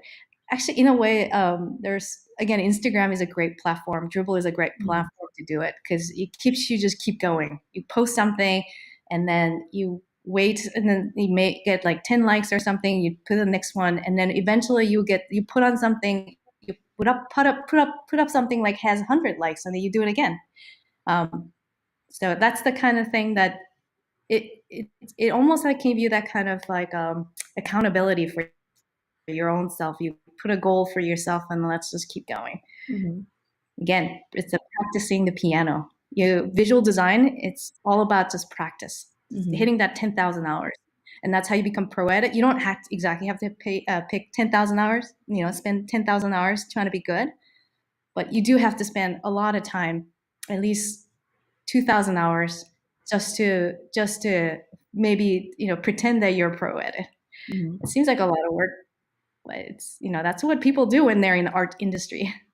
It's very competitive otherwise. Yeah. And also, right now I'm looking for the marketing design, but someday later I want to change my career to UI UX.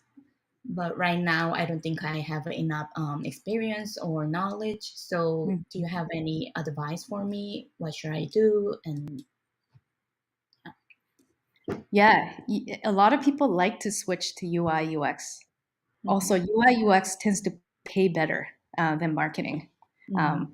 So that's why also people, and then also the job is it's less fast paced because I manage both brand design team and product design team. Product design team is more on the slower pace. They have PM, they have engineering, so things just get built very slowly because everything needs to be built. And then marketing design, on the other hand, they're constantly creating like fireworks, which means that you're doing one project and then soon after you have to do another project, and you constantly have to just keep creating. So it feels like you're in a war all the time. So people, there are a lot of people don't know what the whole two differences. It's really about work pace. One is very much like the packaging. One is much more about product, which is slower cooking. So that is the difference. And then people like to move over eventually because they get kind of, it's a lot of work. You have to have a lot of energy to keep up with marketing initiatives. So I can see why people tend to move over. But a lot of people also start from graphic design and then go into marketing and then go into product design. It's a very natural process as well. So it's not like if I start right now as a graphic designer or marketing designer, it's just like a bad for me eventually. I'd be stuck here. No, I started my career as an engineer. I became, like prototyper. I became UI designer first and UX. And then now I'm almost like a marketer in this case. It's people change. Our life is so long. And then also we get bored of one job very quickly, usually about 7 years into it. So you have a lot of time to switch your careers constantly. As long as you start out being good at what you do, somebody will call you and say, hey, can you also do this? And then you start building up that. And then, oh, can you also do that? So you start doing that kind of more and more different types of work. And eventually you'll see yourself 10 years later, like, holy crap, that's the path I took. Okay, that sounds great. And probably my last question. You said you love startup. I thought about open my own startup, but I have no idea what to do, and I don't know anything about it. Do you have any advice, or is there any website I can look at, or any suggestions for that? Startups, you mean? Mm-hmm.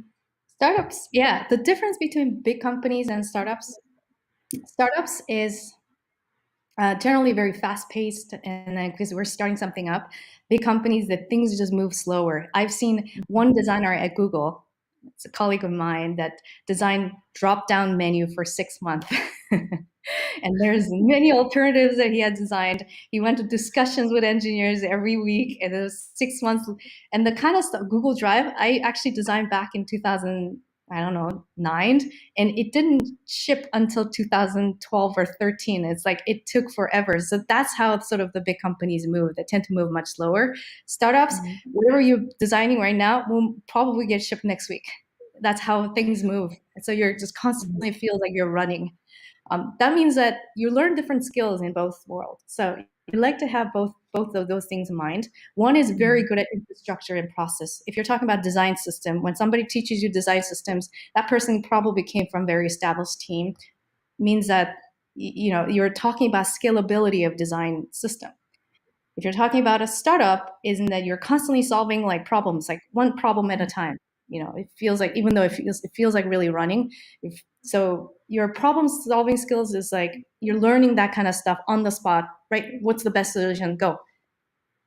Like big companies, how do I scale this? How do I scale this? That's two different kind of brains, like the muscles that you're building in your brain. So eventually you want to have both, like back and forth, back and forth. It'd be really cool to have all of that experiences. It doesn't matter where you start. If you start at startups and you move on to big companies, you'll eventually learn both. If you start with a big company, you go to a startup, the change is kind of surprising, but you will eventually learn both. It's like exercise, really. Brains are muscles, so you're constantly stimulating different muscles in your brain just so that you absorb different things.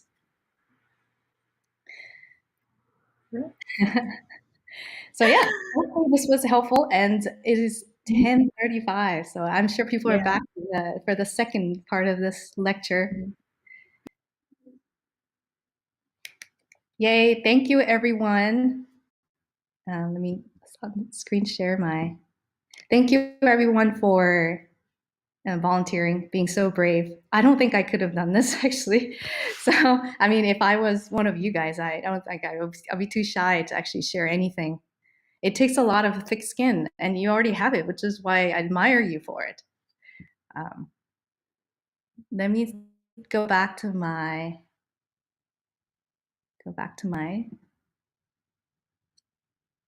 screen. You okay? Taking a little break? You guys took a break? Everything is good? There's some funny comments there. I was reading. All right, let's see. While I'm like, it's a little bit laggy, my browser, so I'm gonna answer a question while I'm waiting. What are the tools for design portfolios? Like Dribble also has a portfolio making website. It's called Playbook. It has nothing to do with my Playbook, but it's the same name. You can do that. Actually, a lot of hiring managers tend to go look for people in Dribble community. I found I found a designer in Lyon, France, when I was hiring manager at Open Door, and I actually flew him to San Francisco. And he's met a girl here. He's now married. I went to his wedding. I was I was a witness when they got married in City Hall. It was just it's incredible feeling as a hiring manager to find someone that you want to help, and then just you change really the people's lives.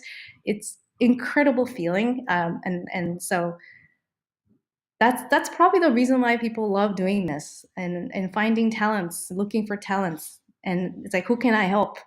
We don't generally like people who are already good at stuff and has ton of inquiries from other companies. We like to find somebody who's like it's there, but it's rough. The edges are rough, but it's almost there. We love those kind of people.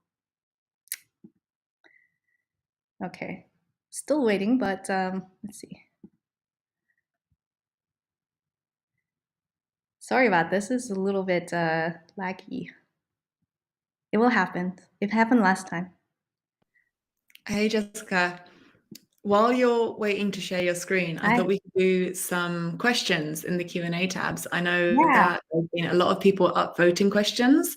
So this question from Ash has 36 votes, and I'm bringing it up onto stage now, but it says, for designers trying to work in other countries, what suggestions do you give? For designers trying to work in other countries, and you're trying to find job remote? Ash? I saw you just typing it out. Yes, he says. I see. So it's like basically you're in Korea. So you're in Korea, and then you're trying to find a job elsewhere outside of Korea. You're in India. I see. I'm from the US trying to go to Korea. That's so cool. A lot of people these days are very open to hiring remote designers. The line is almost blurry now. It's like, what's the point of hiring a designer in San Francisco when we have to pay twice as much? It's usually the kind of stuff like companies think about. So that's why they tend to look elsewhere. I actually hired designers from Russia, for example. And I've hired designers from Korea. I've hired designers from Japan as well. I've worked with so many freelancers. One of my people that I used to manage, she's now in Netherlands working for a US company as well. So everybody's like working for just all over the place. So what is the kind of thing, the advice I would give to people who are remote working? It's the styles are slightly different per country. So North America style is very different than European styles, and Russia or Korea is actually very different also. When you look at Korea branding, like the kind of marketing they do, and then you compare that US, it's so different. You probably understand, right? And then Japan as well. They all have they have their own culture and style. Yeah, exactly. So it's like Korean people tend to use a lot of words also in marketing too, and then they tend to use a lot of celebrity because the social thing is like a real. The social people, when celebrity uses certain things, a product, then then it becomes a viral in Korea. So they use the celebrities for promote everything. So the mental psychology is completely different than just the way that were brought up. So yeah, exactly. What you're saying is like you have to study, and then you have to kind of match your style to that. So you really, the challenge is to, if you're coming from India or coming from Malaysia, or you see all these portfolios, if you look like you design in India, it's probably likely that companies are gonna pass because they want somebody to make it look like they're it's like it's part of us. I mean, it's like it's really targeting the audience that we're trying to target. So yeah, I mean, I'm still working on my AV system here. Let me see if I can.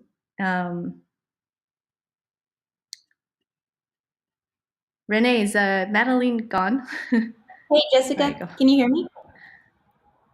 Hey, can you hear me, Yeah, Jessica? I can hear you just fine. Why don't we Yes. take a 5-minute break and bring you into the green room and try to figure out your screen? And we'll be back in about 5 minutes, guys. So just hang tight. Yay.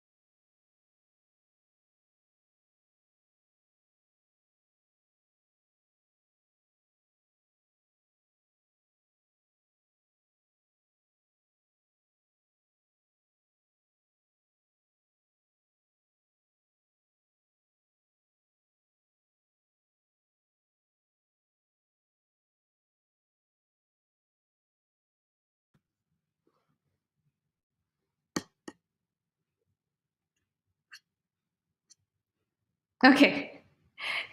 Do you see? I'm back, by the way. Welcome back, guys. I saw that somebody's trying to explain what 2x means. Hello. It's like somebody actually mentioned this already, but yeah, it's when you have an image size, 100 by 100, but on the website you're really displaying it as 50 by 50. So that's why if you like to display something 50 by 50, then you should always export your work in images 2x or 3x size and then shrink it down. That actually makes it really just pop in your website. And that is the best advice I've ever gotten from my mentor when I was young, starting out. And ever since then, whenever I present anything, it's always much bigger. The original size is much bigger than actual display size. Okay. Let's see. Going back to. Yes, you will. And there's actually somebody should share that playbook link. There you go. Yes. Everything is there. You can create an account and just export everything. You will never find this content anywhere because I actually specifically created for this workshop only. Yay. Yes. Okay, so you made it past the first 6 seconds. I'm really just going to talk about next 30 minutes to talk about just so what? So we dazzle them. Now we just hit the visual sense of this person. Now what do we do? So let's see, go back to the final touches. What do we do now? How do we get to the next stage, which is usually a minute? That's when we actually do read some of the stuff that you actually put in. Well, I keep hitting and thinking that this was my deck, but let's go back to this. The final touches. The final touches. We've gotten this far. So really just the kind of thing you want to remember is that hiring managers are really looking for the person to be these 3 things: warm and likable, thoughtful, and competent. And that is bio, work process, and resume.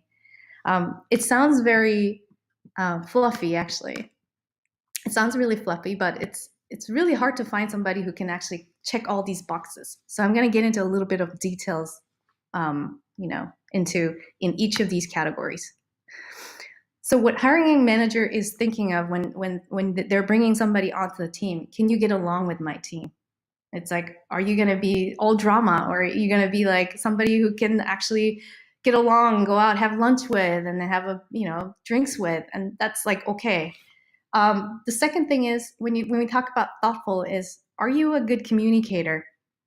That would mean that you're minimizing conflicts at this point. The kind of person who's thoughtful tends to look at things in a different perspective, bring in different perspectives, and you can explain your work a little bit better to other people who don't understand you. So that's the kind of thing that you want to minimize in a large organization.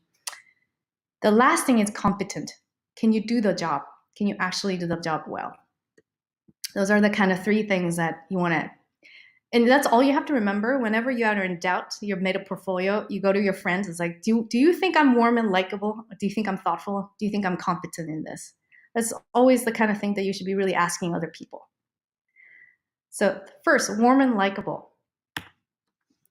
This is a very, very famous, actually, Google HR internal framework, how we see people.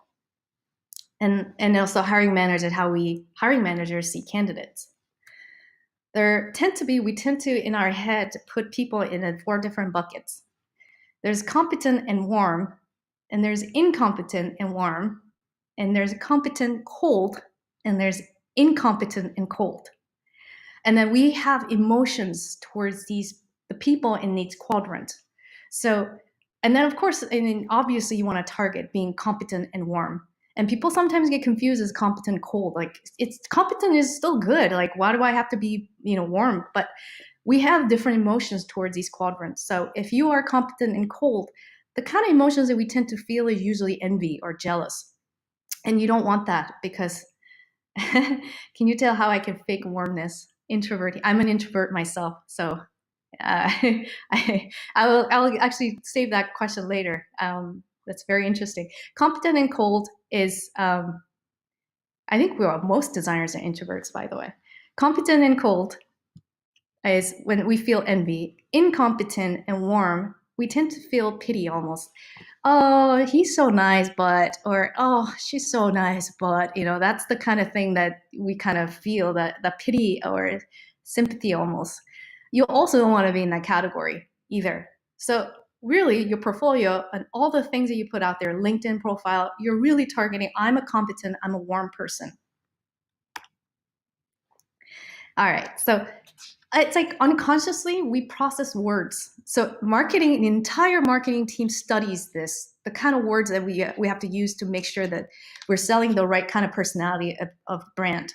Is they tend to use language that fits in their personality, usually the tone that they're going for. So, and that's because the audience unconsciously see these words, and then we feel emotions towards it. There's some emotions that's associated with it, like family, for example. And somebody talks about like grandma, there's something like we feel something deep inside unconsciously. So when you're writing applications, you're really just hitting those like warm words here and there. Not so much so that you feel like you're just all soft, but just you have shown at this point you're competent, and then you're showing that kind of warm personality. The two goes, they have to go both. They have to go side by side, basically. So the next slide is, yes, the next one is thoughtful. Thoughtful is work process. And so far, I have not talked about work process at all. Like I didn't think about, I've said just go for visual things and then put the stuff later. Nobody reads those anyway. We have no time to read those things. But if we really like you, you've gone through that 6-second point, we will go back and read some of it, So that's why, how do I come across as thoughtful through my portfolio and my website or my everywhere?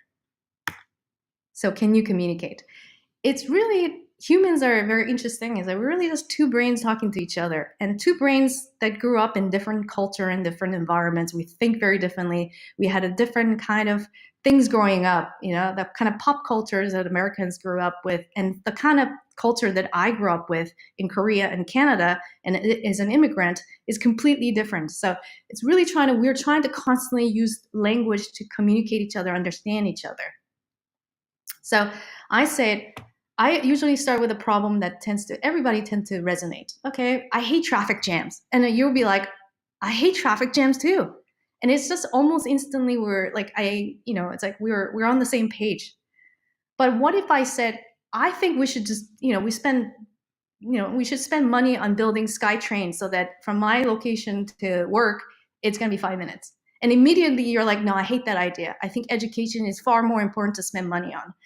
Almost disagree right away. But if you're a very, very thoughtful person, you're considering different perspectives. You start with, I hate traffic jam. And you would describe your situations. I would get into this 2 hours, like driving, oh God, freeways.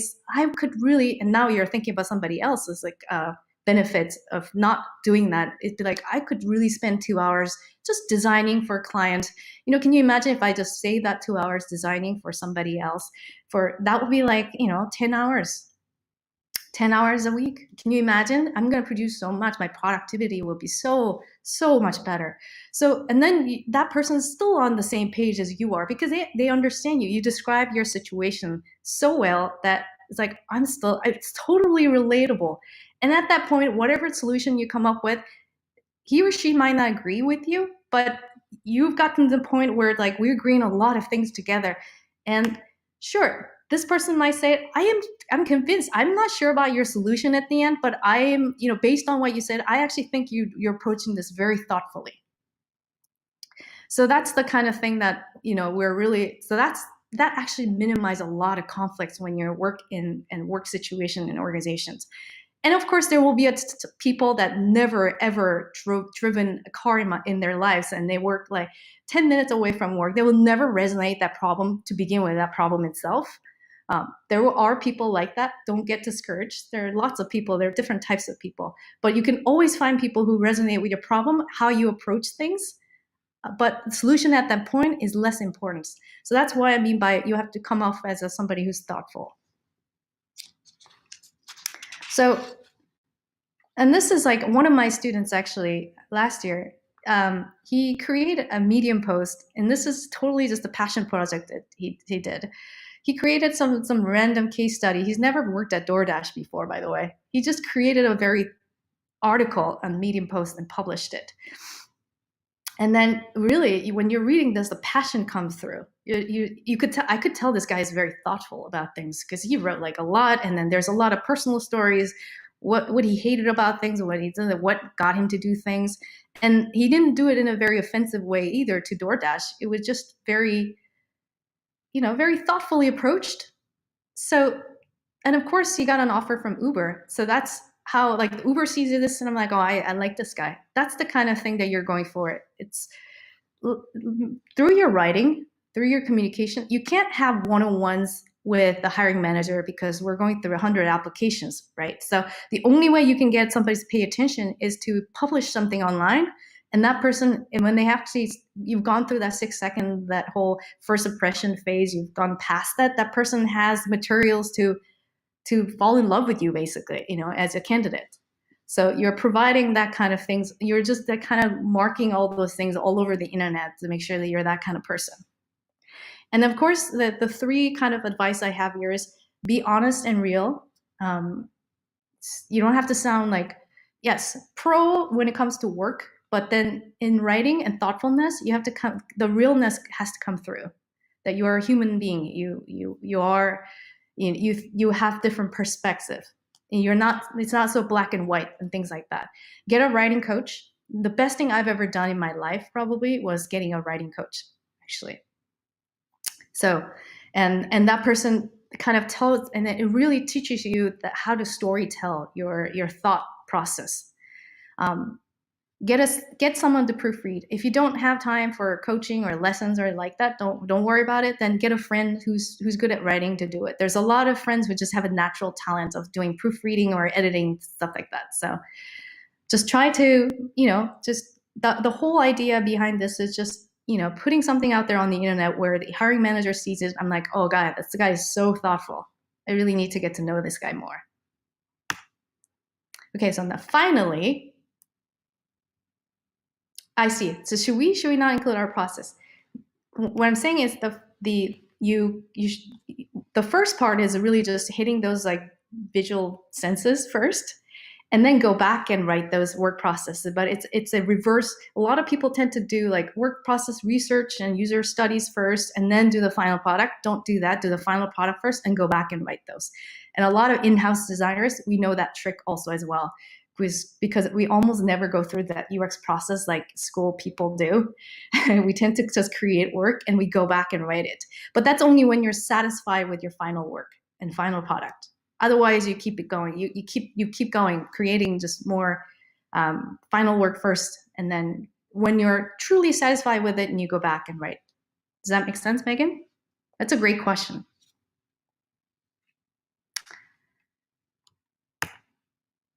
So resume, final one, resume, competent. Your resume. A lot of people make mistakes with their resumes. It's about selling, and nobody really likes selling, right? I mean, I had to make a personal video for this Dribble workshop, and it took me a really long time because I'm not comfortable really saying. I told you I was an introvert. I'm an introvert. I'm still an introvert. So anything that requires selling, talking about myself, putting me on the spotlight, anything like that, I get kind of nervous, anxious. So. And I would say 99% of designers probably feel that way. They feel uncomfortable talking about themselves in resume.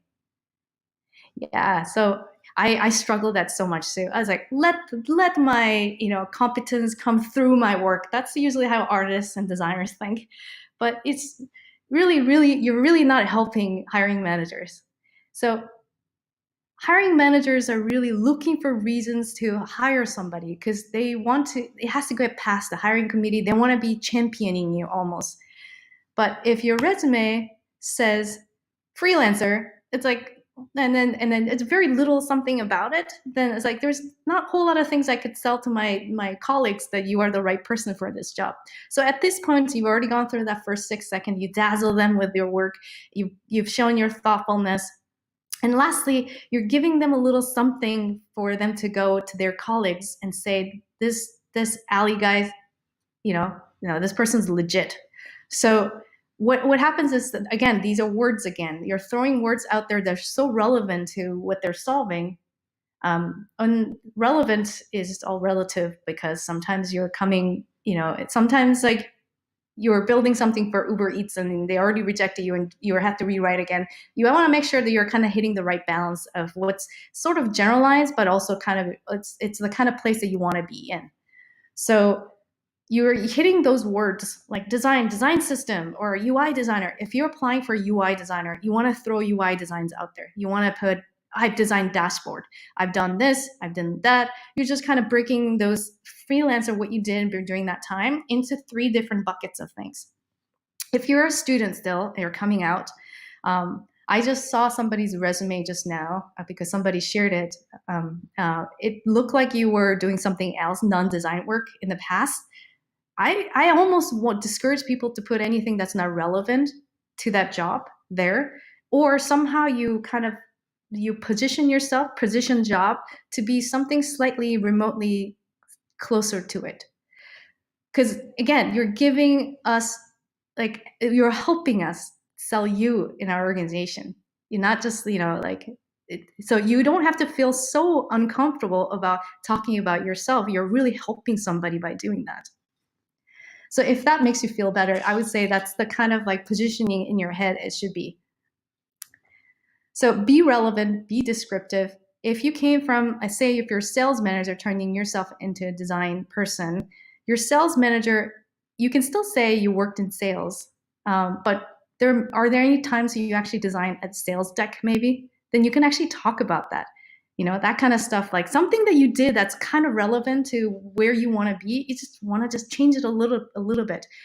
Also, if you did a UI design or something that's different than what you want to go next, call up the employer, your old boss.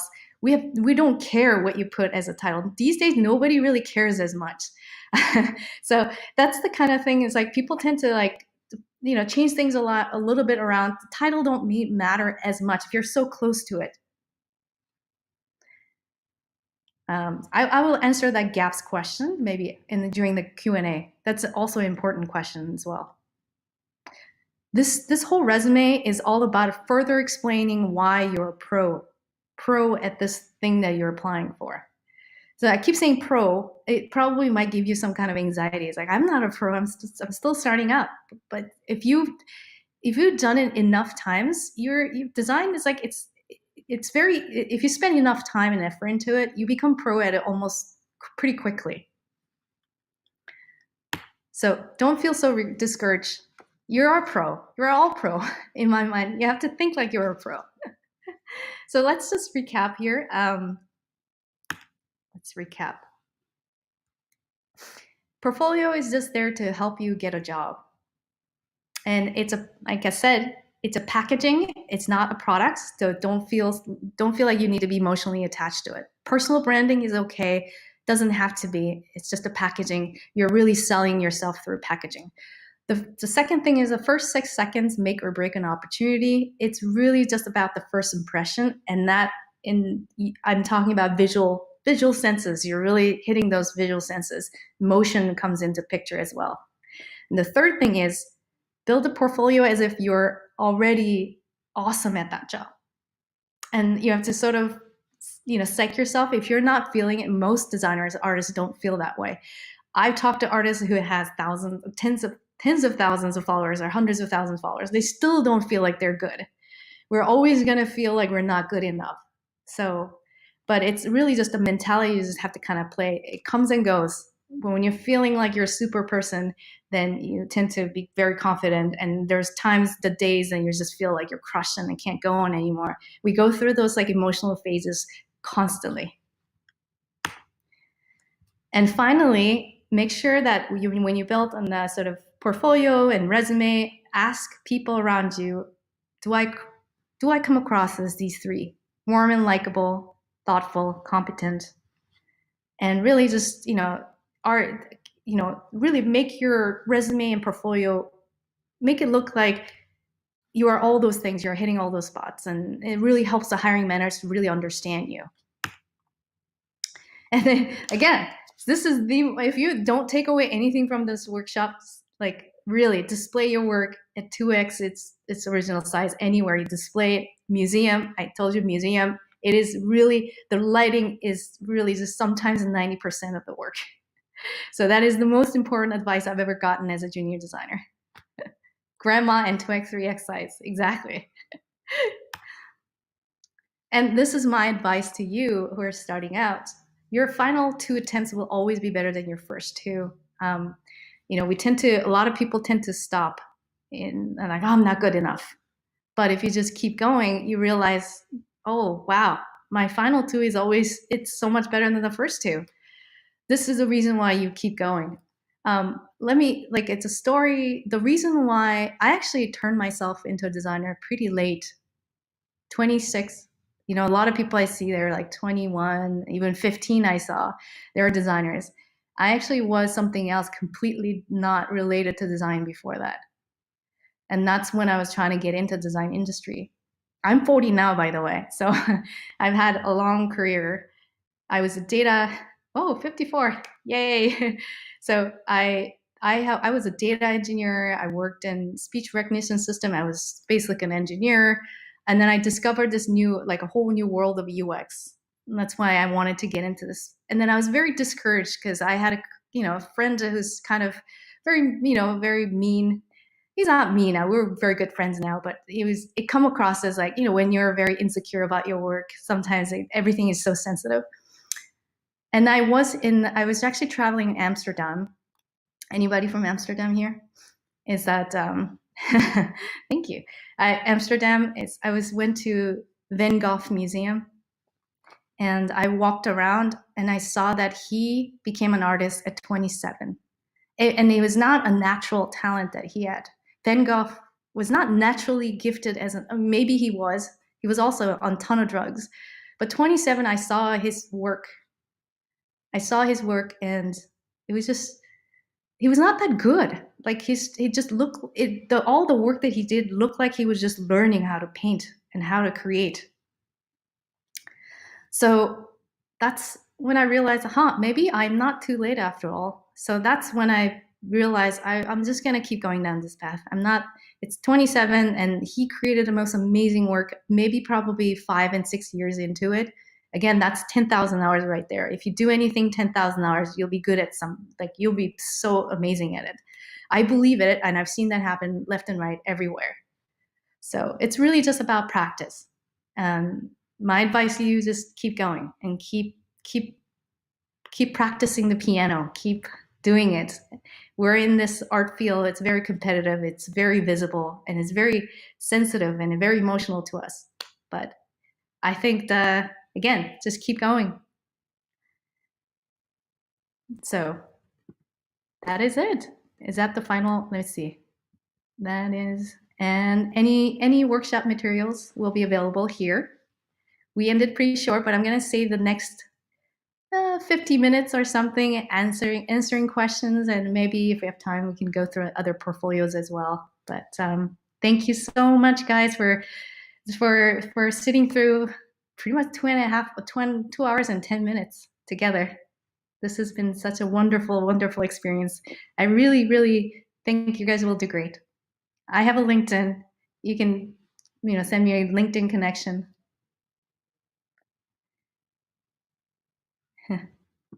Thank you.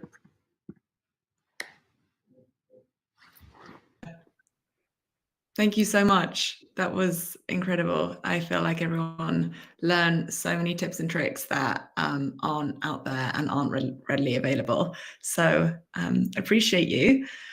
Let's dive into some Q&A now. I think a good one to start with was what someone put in the chat, which was the career gaps. I know a lot of people have had a gap with COVID, and everyone thinks that maybe hiring managers might think that you're lazy, or what happened here? Did you get fired? So I'd love to hear your thoughts on gaps in your portfolio or resume.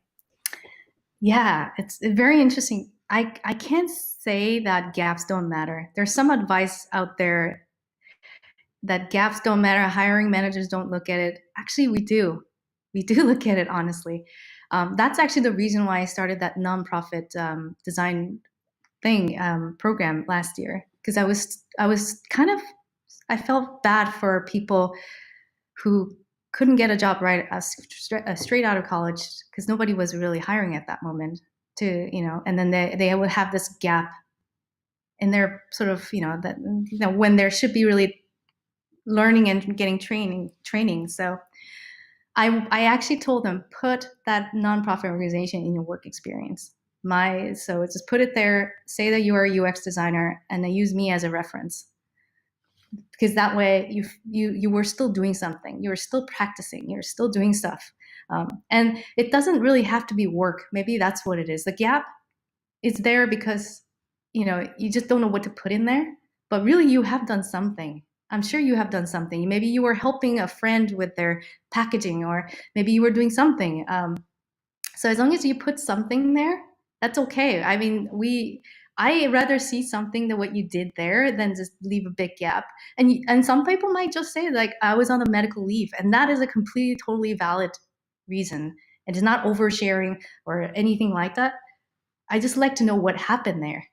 That's probably what it is. And again, there's so many design programs now. You basically join any program, and then just, that helps you do stuff. Just keep going as in practice and keep designing. Or your friends can create a little society or committee or something like that and just put it there and call yourself a committee member or something like that. Anything will actually help. You did something. So that's my advice to you.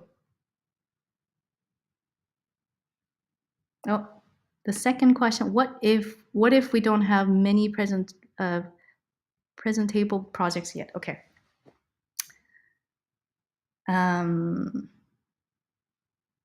That's the problem, isn't it? It's chicken and egg problem again. So that's why you have to keep going, as in you have to keep practicing.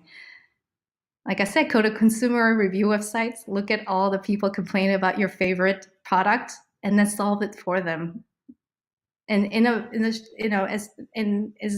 with as little time as possible, because you don't want to spend too much time solving these things. Schools don't really give you real life projects, sadly. That's the problem. I wish they give you more. Solve DoorDash problems, solve Google problems, solve this problem. We all have problems. There's probably, I don't know, 150 UX problems in my product right now. Wish I could find somebody to solve them for me. So, but those are the things that usually happen, either, product reviews or user reviews. And that will, because we're all problem solvers. We like to take a problem. It's really just like the hardest part is finding the problem, but it's all out there. So let's solve it, put as little time as possible, but spend a lot of time prototyping and doing the final product. And once you're happy with it, write the process review and just keep going. So hopefully that answered that question. Okay. Can you look at an illustrator's portfolio and make comments and tips for illustrators? Can you look at Illustrator? I can. Yes, definitely. Is there, let's see, maybe Laura, is there a portfolio you want to share with me?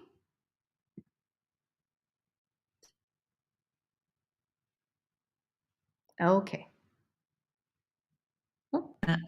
Get her onto stage, but maybe if there's any tips on portfolios for illustration as opposed to like mobile app or UX design. I see. The quick tip is actually illustrators don't really need a portfolio website, because we usually find illustrators. So I work with a lot of illustrators. I just recently worked with 3D artist Neo, and you can see his name all over Playbook, but he's a fantastic illustrator. And I found him through Instagram. And I didn't realize how big of a community illustrators in Instagram, and they're constantly putting stuff out there. Some people put 2 work, each week. Some people do it once a month, but that's where most hiring managers tend to live, is usually Instagrams or Dribble. So those 2 places are So technically, in my mind, is like, I don't think you really, as an illustrator, you don't really need a portfolio.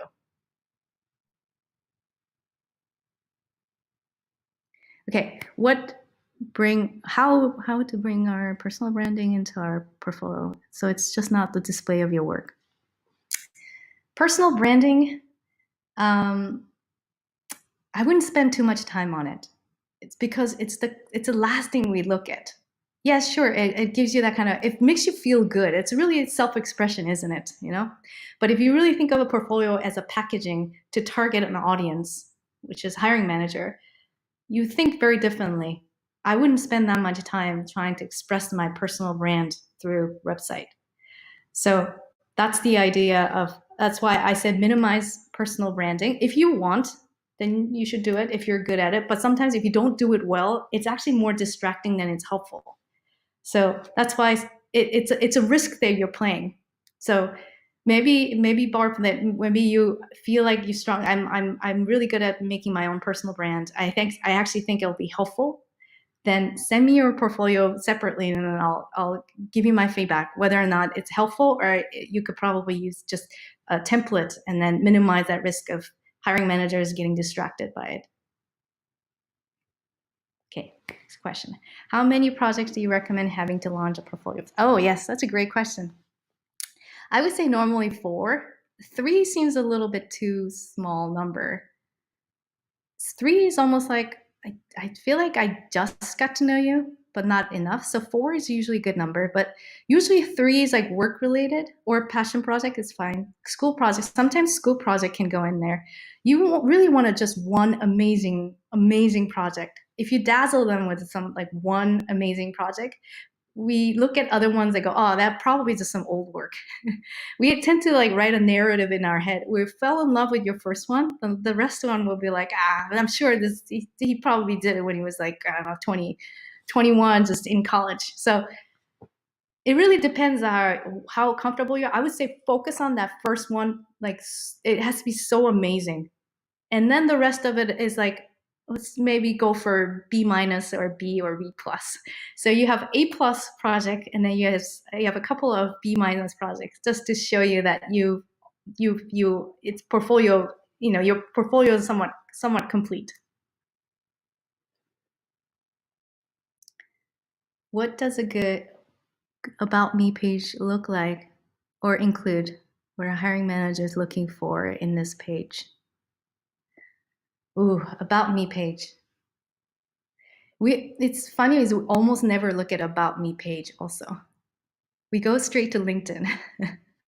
So spend some time on LinkedIn page. There was actually a guy yesterday. I was actually one of my connections. He's worked at Facebook, and then now he's on to Netflix as a product designer. And then his advice to everyone, which was kind of somewhat resonating with my experience as well. He said, "I've never worked on resume. Everything was on my LinkedIn." And that's how I just, I got all of my jobs through LinkedIn profiles, and not so much a resume or About Me page. Some people go crazy with About Me page and then include like Instagram personal photos and stuff. I say remove those if you can, unless you're really trying to like making this portfolio about yourself and then really just the self-expression. It doesn't really help. So what really helps is LinkedIn, and then be as detailed as possible each task that you did on LinkedIn. There's also a couple of things we don't care about. We don't care about so much of certificates or boot camps. We don't care about those, surprisingly, because it just feels like you've done the homework, not necessarily you've done something special. So we're looking for something like special that you did. And that usually is a work experience or some kind of, again, like committee that you did something in that and you kept going. You're a self-initiative. You're doing something other than you were asked to do. Okay. How to write the best case study? Oh, that's a good question. Case study. There's a lot of case studies now on Medium. I would say go through some of those.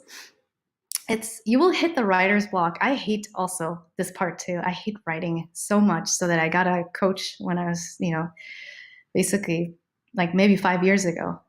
I really hate writing. I don't know what to write, because you're trying to, like, you want to be perfect. So you're just instantly freeze right in the beginning. I don't know what to write. I can't go on.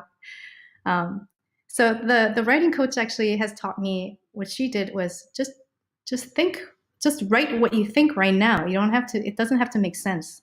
And then, so you'd write like one paragraph, maybe each day. So whenever you have time, and then you write another paragraph, and then you start kind of connecting the dots eventually. And that's apparently how writers do, is that they can't think of a perfect novel that they're going to write and start from the top. It's more like they write bits and pieces, and eventually they put it all together. And they also still need editors' help to kind of put it all together. Does this make sense? You almost need a second set of eyes and readers to be able to tell you that this story makes sense, or is it really telling the audience? They're going to be like, I don't understand what you're saying here. That you need somebody to actually say those things. So my advice is that don't get so caught up on like it has to be the best cases study. Write bits and pieces, and then connect everything eventually, and take your time. That again, that's not important if you can't pass the first 6 seconds. But if you have like, finally I'm ready to write case studies, write all this bits and pieces, put it all together, find an editor who can actually help you, who can be a friend, and then there you go. You have a case study. Spend as little time as possible on it, actually. You're a designer, not a writer, so.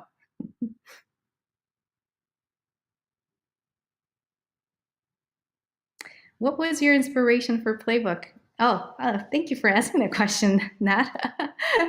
I was head of design at Open Door. I was managing brand design and product design. And that's why when I realized the difference between these two brains and the kind of people that work in both, and the work processes. Product design have it slightly easier because we have Figma. We have all kinds of collaborative tools now. But brand design, we have it hard. We have to work with Dropbox.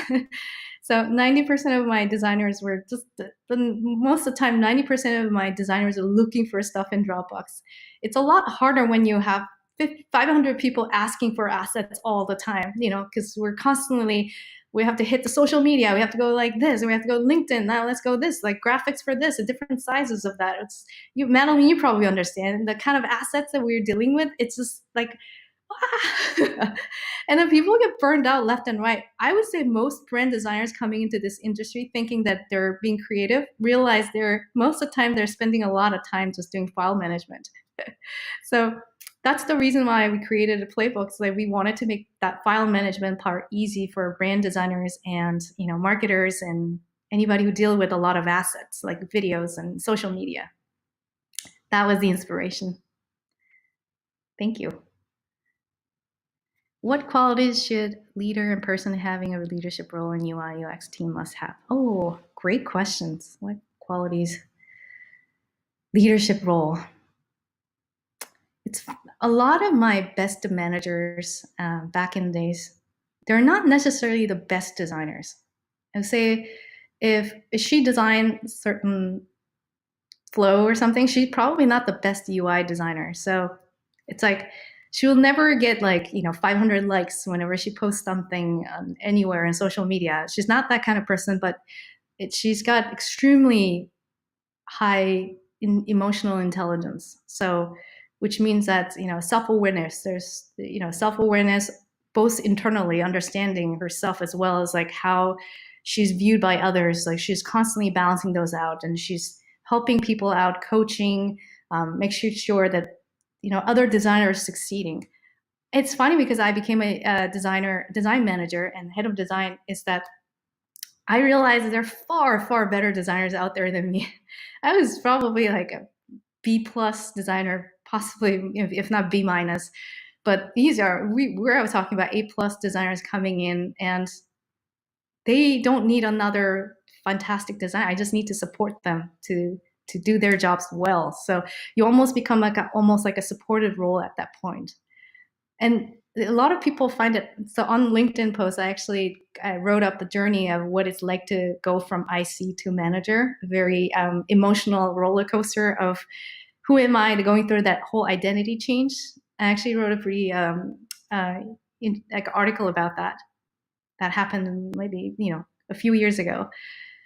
But that's the kind of shift that happens. Being an IC and being a manager, being a designer, has nothing to do with being a good manager. It's the switch is it requires a very different skill sets, and sometimes it takes, again, 10,000 hours to be good at something. So right off the bat, you won't be a great manager, which I keep telling all my first managers I keep telling them that, even though they think they will be, they won't be, because it really takes 10,000 hours to build that kind of muscles in your brain, that kind of emotional intelligence, that kind of social interaction, that kind of self-awareness muscles takes time.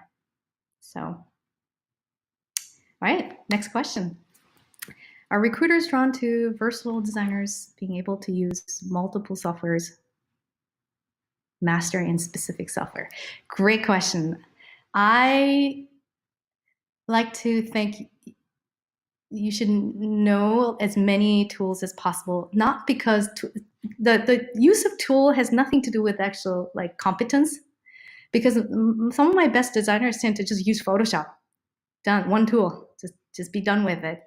But it's the fact that if it's like actually, let me give you a different story. So PM, product managers, the product person. The reason why there's a product manager and designers and engineer, there's a kind of thing going on in organization with the triangle. It's product manager is the one that sort of makes what's best for the business and what's best for, and then there's designers who tend to be visualize sort of his vision of things. So we're almost as if it sounds really bad coming out of me, but it sounds we are almost like a tool in itself for business. We visualize things constantly. So whatever somebody has an idea, here, go to designer, can you visualize this? Because a lot of people don't have the talent like we do. We're very talented in that visual sense. We can visualize anything in our head. And then we put that into paper. That it's a tool. We are a tool. Now imagine if you know so many tools, then you have just far more advantage than other people. You know how to prototype better, you know how to visualize things better in a certain way. Maybe you can actually use 3Ds to actually visualize things, but that it is almost like your strength. So the more you know, the better it is, but not to the point where you stretch so thin that you're not good at anything. You maybe start with something and you become very good at Figma, and you move on to trying a different prototyping tool just to get a feel for it. And these tools these days, their UX is so good, it doesn't require that much time to actually onboard and learn. So trying out different tools constantly I think it's a good idea. What should a portfolio represent as opposed to a website? What differences should we be looking to distinguish between them? Portfolio is a website. It's a place where portfolio lives. So, but it's portfolio doesn't really matter. I've seen some designers who has gazillion work in Dribble, and I just look at Dribble profile. That in itself is, again, just a portfolio. And I've seen somebody send me a Google Drive link and then send me PDF files, and then there's this whole timelines of what they did in the past. That in itself is a portfolio. So technically, you don't really need a website. So it's hard to say. If I have a lot of PDFs, I'm one of those people who are too lazy to put anything up on the website. So I tend to just use PDF. Also, my PDF skills is better than actually building website skills. So whatever that makes you shine to other people, I use that. Or Dribble is also a good idea too. Okay. As a hiring manager, you have only 3 to 5 minutes to look at portfolio. What major points in portfolio you look for? Now, what major points in portfolio you look for? First, visual. We're a designer, which means that we have to be designing well. That is our competence. We have to do that really, really well. People hire us because we're the only one who can actually visualize somebody's vision. So that means they want to have that person, the right person, to visualize everything they think of. So that means that everything that person it's almost like when startups founders come to me all the time asking what who should I hire? What kind of designer should I hire? And my advice is always hire somebody you can communicate well, as in like you click. Like it's almost like we don't have to talk. I understand you. I get you. Let me visualize your vision. That is like the easiest possible thing that a founder, like startup founder would need from a designer. Like it's a really amazing communicator, somebody that clicks, somebody kind of understands you, and there's that kind of visual talent where this person can visualize anything, anybody's idea. So that's the kind of thing. If you think about it, those are two things. And 5 minutes to look at portfolio. We're not really looking at work process. We're not. It's not so much. It's like how good are you at this designing and visualizing things, and also it's like, can I click? Can I? Are we on the same page? Do I understand you? Are you that kind of warm and friendly and likable person that I want to work with?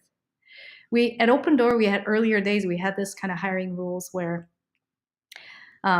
It's almost like a weekend rule. Somebody made that up. Maybe it's a stupid Silicon Valley thing. It's like you come to work on the weekend and you see that person. Are you happy or are you unhappy? That is a kind of real. Also, the likability actually plays in that. So, are you excited about seeing that person, or are you not excited about? Oh shit! Now I have to like mingle. So that is also kind of a difference as well. Oh, somebody said portfolio trumps resume in creative roles. Absolutely, 100%. Yes, so true. Is it important to have a degree in designing field to be a graphic designer? No, 0. Best designers I've ever worked with don't even have that kind of, don't have a boot camp, don't have anything, don't have a designing background. It really just takes 10,000 hours. But maybe not so much 10,000. I keep saying 10,000 hours. If you want to be really great, but you just need a few thousand hours of practicing. It's not like you can go and start playing the piano right away. You have to practice. So anywhere that gets you to practice, you go there and keep practicing.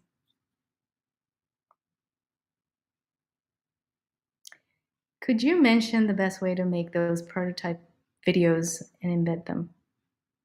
Best way? Oof, well, I really like people using just, when I scroll down, things are just moving. So it's just, it's just a GIF basically, or GIF. I don't know which was the right way to say it, but yeah, it's just anything that makes it easy for me to look at that motion. I love it. And also, if you look at Dribble, like a lot of people do that also. You see a lot of things are moving now these days. I'm so old. Back in the days, nothing was moving. Everything was 2D. Now everything is just moving. So it's very eye candy, isn't it? It's like it's a party every day when I go there. Yeah, but somebody said there's a lot of resources out there how to build prototype. You start with something that you're comfortable with. A lot of people now these days use Figma prototype. One of my friends actually started a company. Protopie is another one that's also is getting pretty popular. Principal is getting popular too. I tend to stick to Keynotes for a quick and dirty prototype, and then I just take a screenshot of that interaction.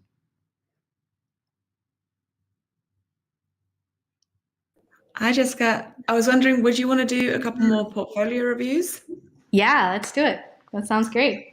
Okay, we have a few people waiting. So how about you answer another question and I'll bring some people in. Okay, sounds great. Thank you. Because you mentioned the best way to make those prototype videos. Oh, no, that was the previews. It's any tips on in-house graphic designers who don't work on big projects? What can they put in their portfolio and stand out? I could never put any of my work stuff in portfolio. It's always behind NDA. So we still have this trouble of like finding work, really just to put in our portfolio all the time. So we tend to make up stuff all the time. So when I worked at YouTube, some of the stuff that I show on Dribble about YouTube, none of that was actually existed. I just created it because, first of all, I had nothing to show other than it was really, what I was doing is really boring. Most of the time, in-house design, we tend to do things that are kind of boring. So that's the reason why we spend a lot of time doing something outside. So yeah, I would say just assume that in-house designers don't really have interesting projects also. So we all in the same bucket of trying to find good, fun projects to do. That usually comes from just passion projects and doing something as a part of a community or a committee or something like that. So joining some kind of group that keeps each other accountable. All right. So are we ready for portfolio? Great. Hello. Oh, Hello. Okay, here's my portfolio. of course. Oh, great. Stop this and present. This is not present my own. This is better. Can you see? Now I have to switch back and forth. Okay, there you go. Is this okay? Looks good. All right. Think, inspire. I'm on a mission to improve people's lives. Okay, great. Great mission. I will scroll down. Okay. Case study.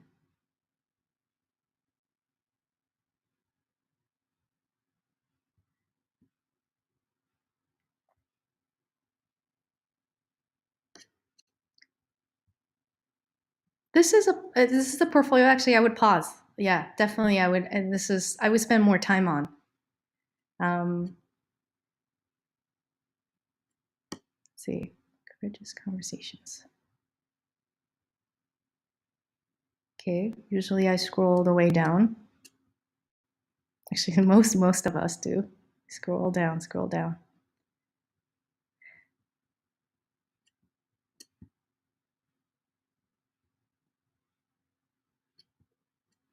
Okay, so this is the final product.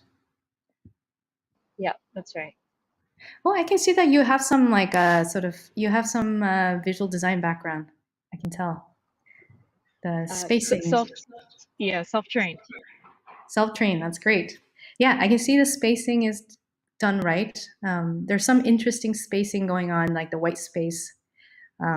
It's clean. Everything is aligned very well. There's it's very. Generally, I like this first project a lot. So I would go to look at the second one. I would pay attention to typography again. You're not going for graphic design, but I think there's a little more modern ones that you could use actually. I can send you Got some it. actually if you ping me. I will.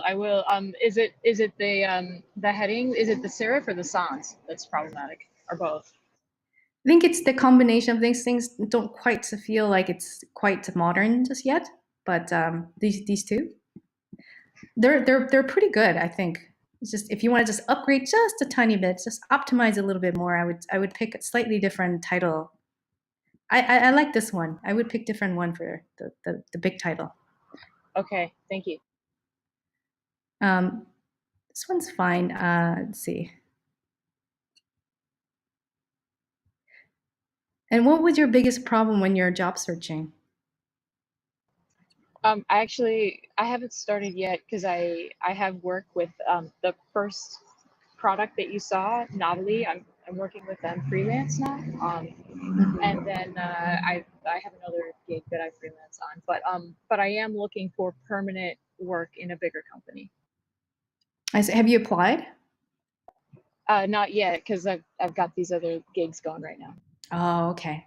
Yeah, I would be surprised. Like, I mean, I'm very curious following your footsteps as well. It's like, I think that I would say this is a pretty solid portfolio. I wouldn't change much.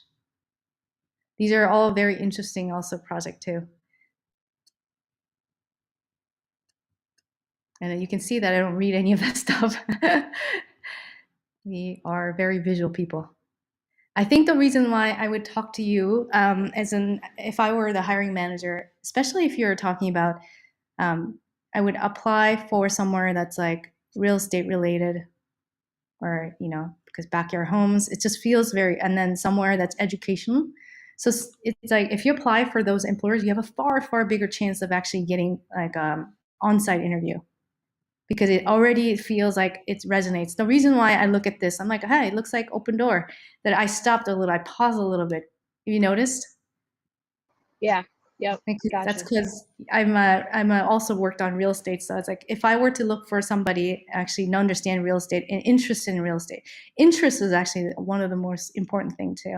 I don't want to hire somebody, onboard them, spend 2 months like trying to get them like, onboard them, and then they ended up like, I hate this job, I'm going to move. That's the last thing I want as a hiring manager. So interest match is so important. Thank you. That's a huge tip. So yeah, I would focus. Yeah, keep going. I would focus on, and your spacing's done really well. So very clean work. Good job. Cool. Thanks so much. Appreciate it.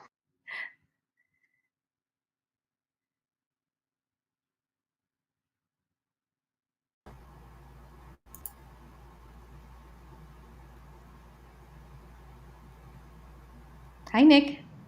Hello, how are you? I'm doing well. All right, I'm sending my portfolio right now. Great. So just a bit of background. So I'm a graduate. I'm a senior in college, and I'm graduating with a degree in computer science and design. And I kind of recently realized that I don't want to spend my time coding all the time, and I want to kind of go in the UX direction, I think. So I don't have a ton of experience with the one project I do have that's UX related is a mobile app that I created with some friends. It's not fully finished. At least the case study isn't. So I the one that is finished right now is Scared Too Loud, which is a branding project I did for a class. So I've been trying to use those because I figured like I can explain my thought process a little bit there. But yeah, I guess that's been part of the struggle for me is. What's your struggle? I guess just not having a ton of UX projects or yeah, I don't know. Did you make this website yourself?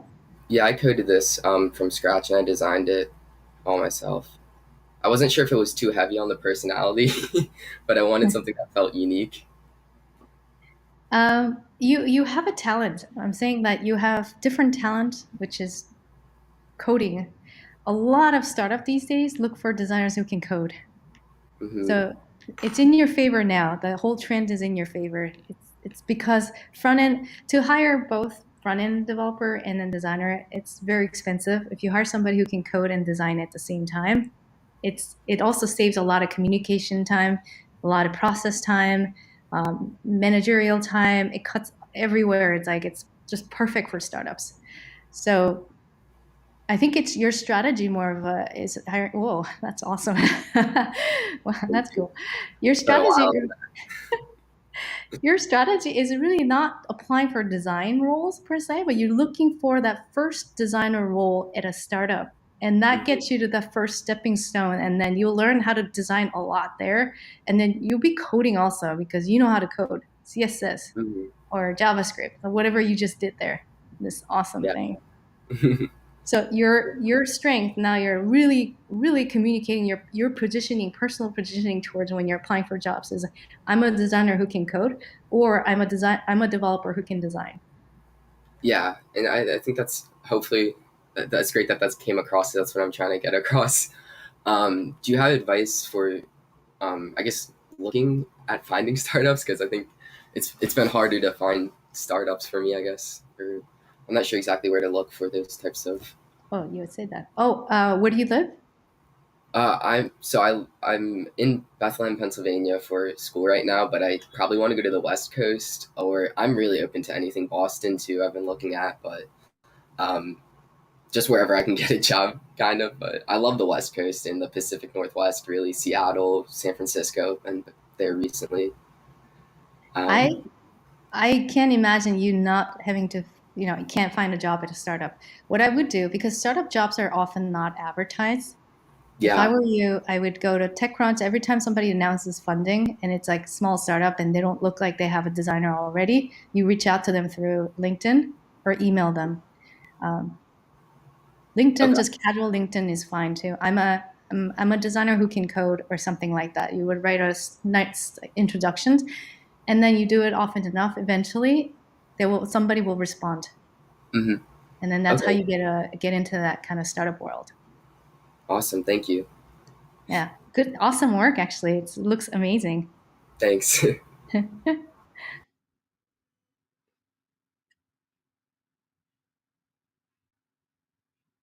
Just, so far, I haven't seen anything bad. I like mine like 10 years ago. Wow, you guys are all great.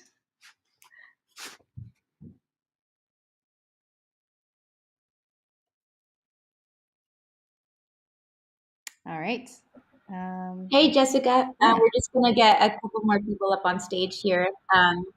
But I will pop in one more question while we get that set up for you. Okay, sounds great. Mm-hmm. How am I supposed to get my design skills better, especially for someone who has just started? I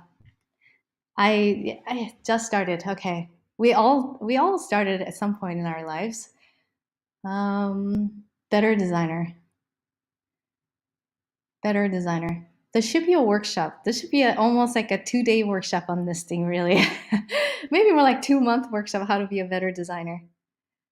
It's my advice then. It's pick almost like a specific area first because it's easier to tackle it than like design. Because design is so broad. You can be any type of designer. You can be graphic designer. You can be UI. You can be mobile. You can be desktop.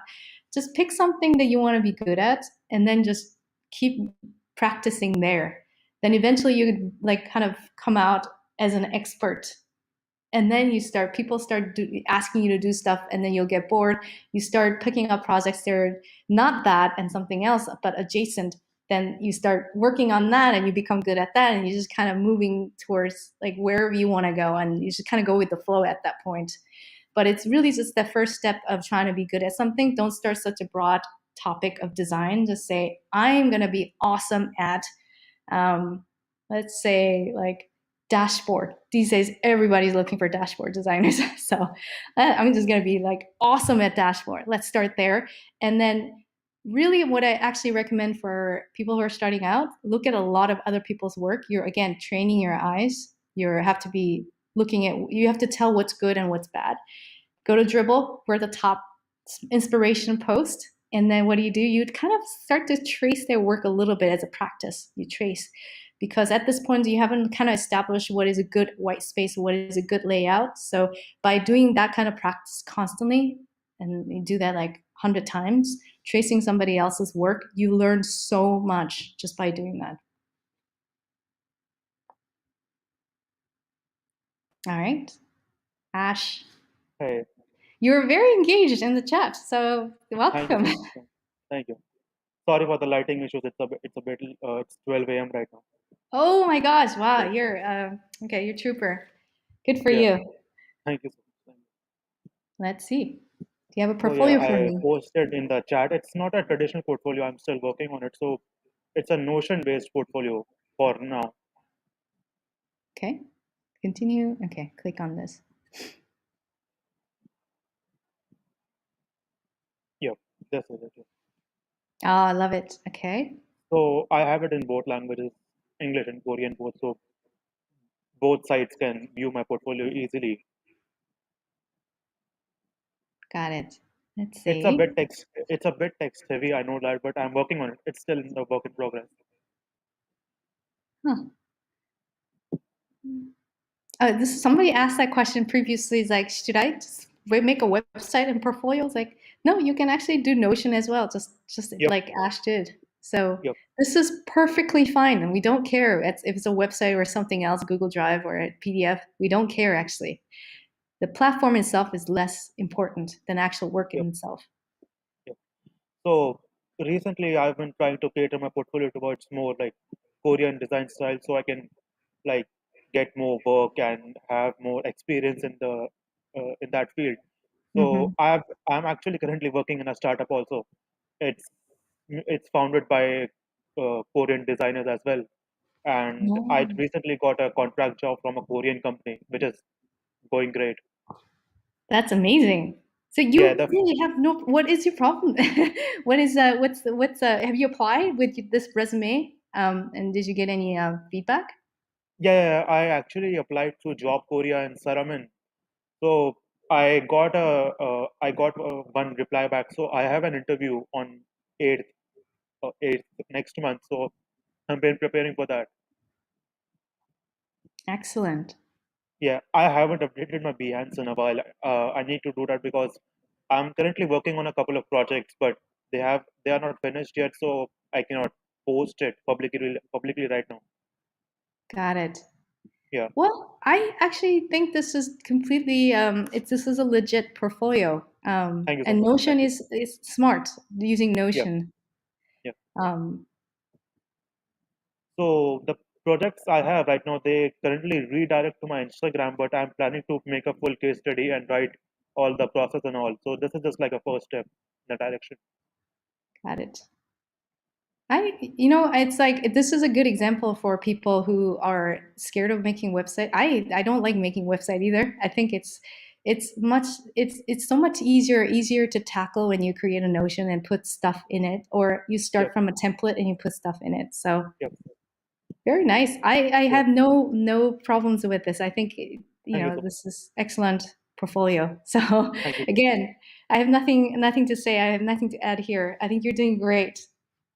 So, I just had one question. What would you suggest? What should I do to get more like into Korean design field, or like how to get more replies and jobs from Korea? Because I Yeah. did apply, I did apply for like 10 to 20, but they do reply back, but there's slight language barrier, and I kind of make some mistakes as well. But I don't get too many replies back. I just get like 2 to 3 back. Hmm. That's pretty high response rate, actually, if I were to say that. So it's like, how do I be perfect? I don't know. I bet if I apply right now to 10 jobs, I'll probably get like 3 replies. Yeah, right. That I seems agree. normal to me. Don't get discouraged by rejection. Don't focus on rejection, but do focus on the people who reply. And maybe you ask them, what is it about my portfolio that got you Yep. interested? Everybody has have different reasons why. Um, so I'm sure I feel like you're on the right path. There's nothing I Thank you would so much. change in your portfolio. Yeah, I'm still learning Korean, so it's a bit rough there. Yeah. Good job. Good for Thank you. you so Good much. for you trying to Thank you. do different things. Yeah, yeah, yeah. I Great. because the design industry is very big in Korea. I think personally compared to India, because it's mostly graphic based in India. I think Hmm. that's why Yeah. yeah. I am all I my all, original field was also engineering. Then I switched to graphic design, and then I am currently UI UX. Got it. Wow. You're very talented. You're Thank on you the so much. right track.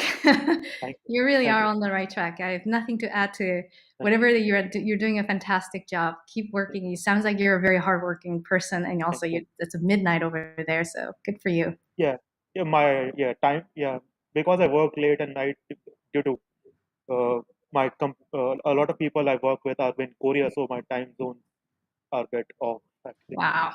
Wow. Wow. Thanks again for coming on the Thank stage. you, Thank thank you. you. Thank you, Jessica. I've got one more portfolio that I would love to share with you.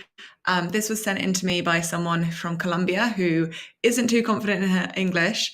I'm sure she would be great, but is it okay if I send the link in the chat and then maybe you could have a look at it without her here? Sure. I'm looking at it. Yeah.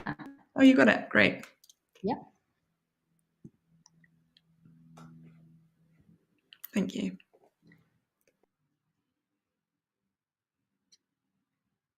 All right. Ooh, love the font. I do have to say, Latin America, they get the fonts right always. It's weird thing. It's a trend is like kind of very in line with the North America. It's not that it's like there's no right or wrong fonts. It's just that what's trendy is like different per country, and it seems to be that we're a lot of times we're aligned. So good, good, good. Everything is great. This is very interesting. This is something that I've never seen before. and that's in a way that's good or bad. Like never seen it before, and then it's like it's probably showing what you're fluent in. And then my guess is like tools, and then there's some kind of work ethics is my guess, and then this is language. This is for something to be in the second thing on the right hand side. This is not the most important thing. I've seen also this kind of graph in resumes. A lot of new grad have this kind of graph to indicate how proficient they are in certain tools. I always tell them to remove those because it's like there's no point in that. You just want to say you're good at it. You don't have to say how good are you. Like what does 83% mean to me? Nothing. Are you good at it or are you not good at it? So you don't have to go so down to it. Almost like people tend to focus on like why is it 83% and not 100%. So you don't want to kind of give them a chance of like you might be good at something but not really not. So I would actually remove this. It doesn't add so much of the value to your portfolio. These are certificates. Is that right? Okay. It doesn't load, but okay. So I think these are certificates. These are like schools and stuff. This is also something that's not important. I would almost, again, take out these two altogether. Keep saying like certificates don't really matter. We believe you when you say you graduated somewhere. We believe that you put it in the LinkedIn, you did some kind of certificate course and you went to school, you graduated. We don't need to see your certificates to know that you did it. So again, it adds no value to your website. So just for simplicity, I would cut this out. And resume. Resume, people tend to go to LinkedIn and view it because LinkedIn is easier to see it because it's got the kind of framework and the kind of format that we're used to seeing. So we can quickly see it in 5 seconds and then we will get it. Whereas like somebody else everybody designed their resume so differently. Now I have to read every single thing and it's not a format that I'm used to. Then I tend to skip this part and just go to LinkedIn. Now, the real part that you're talking about this thing, so you really should be bringing this up to the top and remove all these 3 things. These things don't matter as much because I told you 6 seconds, it's about visual dazzle. Visual dazzle, I just made that up. That's kind of fun. All right, so, and then I'll be clicking some of this. And right off the bat, you can see that preview doesn't really say much underneath. It's not dazzling enough for me to want to click on this. So you want to make these previews almost like those dribble shots, like lovely dribble shots, like amazing, the eye candy almost type of things, so that it makes me want to like, oh, what's that? And I want to just click on it and drill into it. Interesting. So these are like the PDFs kind of styles. This is heavily focused on visual design and less of a work process. So this is like what you would probably want to add some work process. You have some objective here, but this is when the thoughtfulness doesn't come through. It's like, have you thought about other styles and things like that? So I would actually, for this portfolio, I would suggest adding some sort of descriptions or something like that. Yeah, this is just a very visual, very little to say. This portfolio has almost the opposite problem as other portfolios that I see. It's like there's too much text, whereas this one has too little. So you want to just kind of strike the right balance.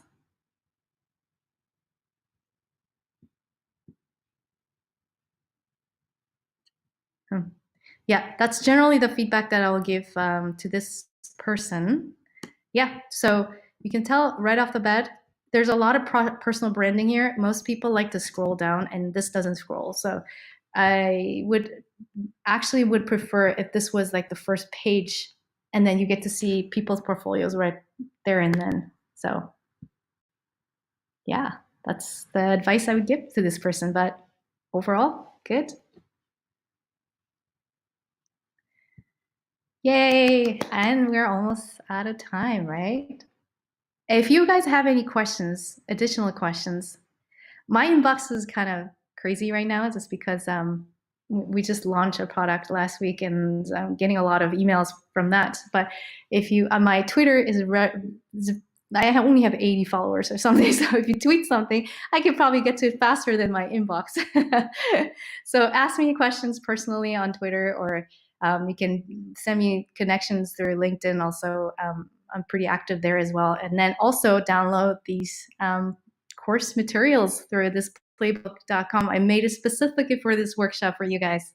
You will never see this kind of content again, because this is very, very original, hopefully. At least I think it's original. So thank you again, guys. I really, really appreciate you being here. Really amazing. This has been such a great group. Thank you so much, Jessica. I echo your points. Thank you, everyone, for your interaction in the chat. It's been a really lively and insightful chat, and I loved seeing everyone's portfolio. But Jessica, that was an incredible session, and I feel like you gave so many tips and gems of wisdom that nobody could get anywhere else. So we really, really appreciate it, and we appreciate all the time you put into your presentation. I know that you curated that especially for this Dribble workshop. So thank you so much, and thank you for offering all your tips and tricks. Yeah, of course. And thank you so much. Thanks so much for setting this all up. And Madeline and Renee, you guys are really incredible. The Dribble team is really incredible. So I really appreciate this. Thank you, guys. Thanks, Jessica. So guys, again, thank you for coming. This session's been recorded, and I'm going to send out the recording either today or tomorrow. It will be live for 2 weeks, and it will also be on our YouTube. So you can watch it again. I know it's quite late for some guys. I'm going to link the workshop materials in the chat again. They're on playbook.com. So if you want to access those materials, see the PDFs, go to playbook.com. In that link that I sent, I'll also send around that link in my email with the recording.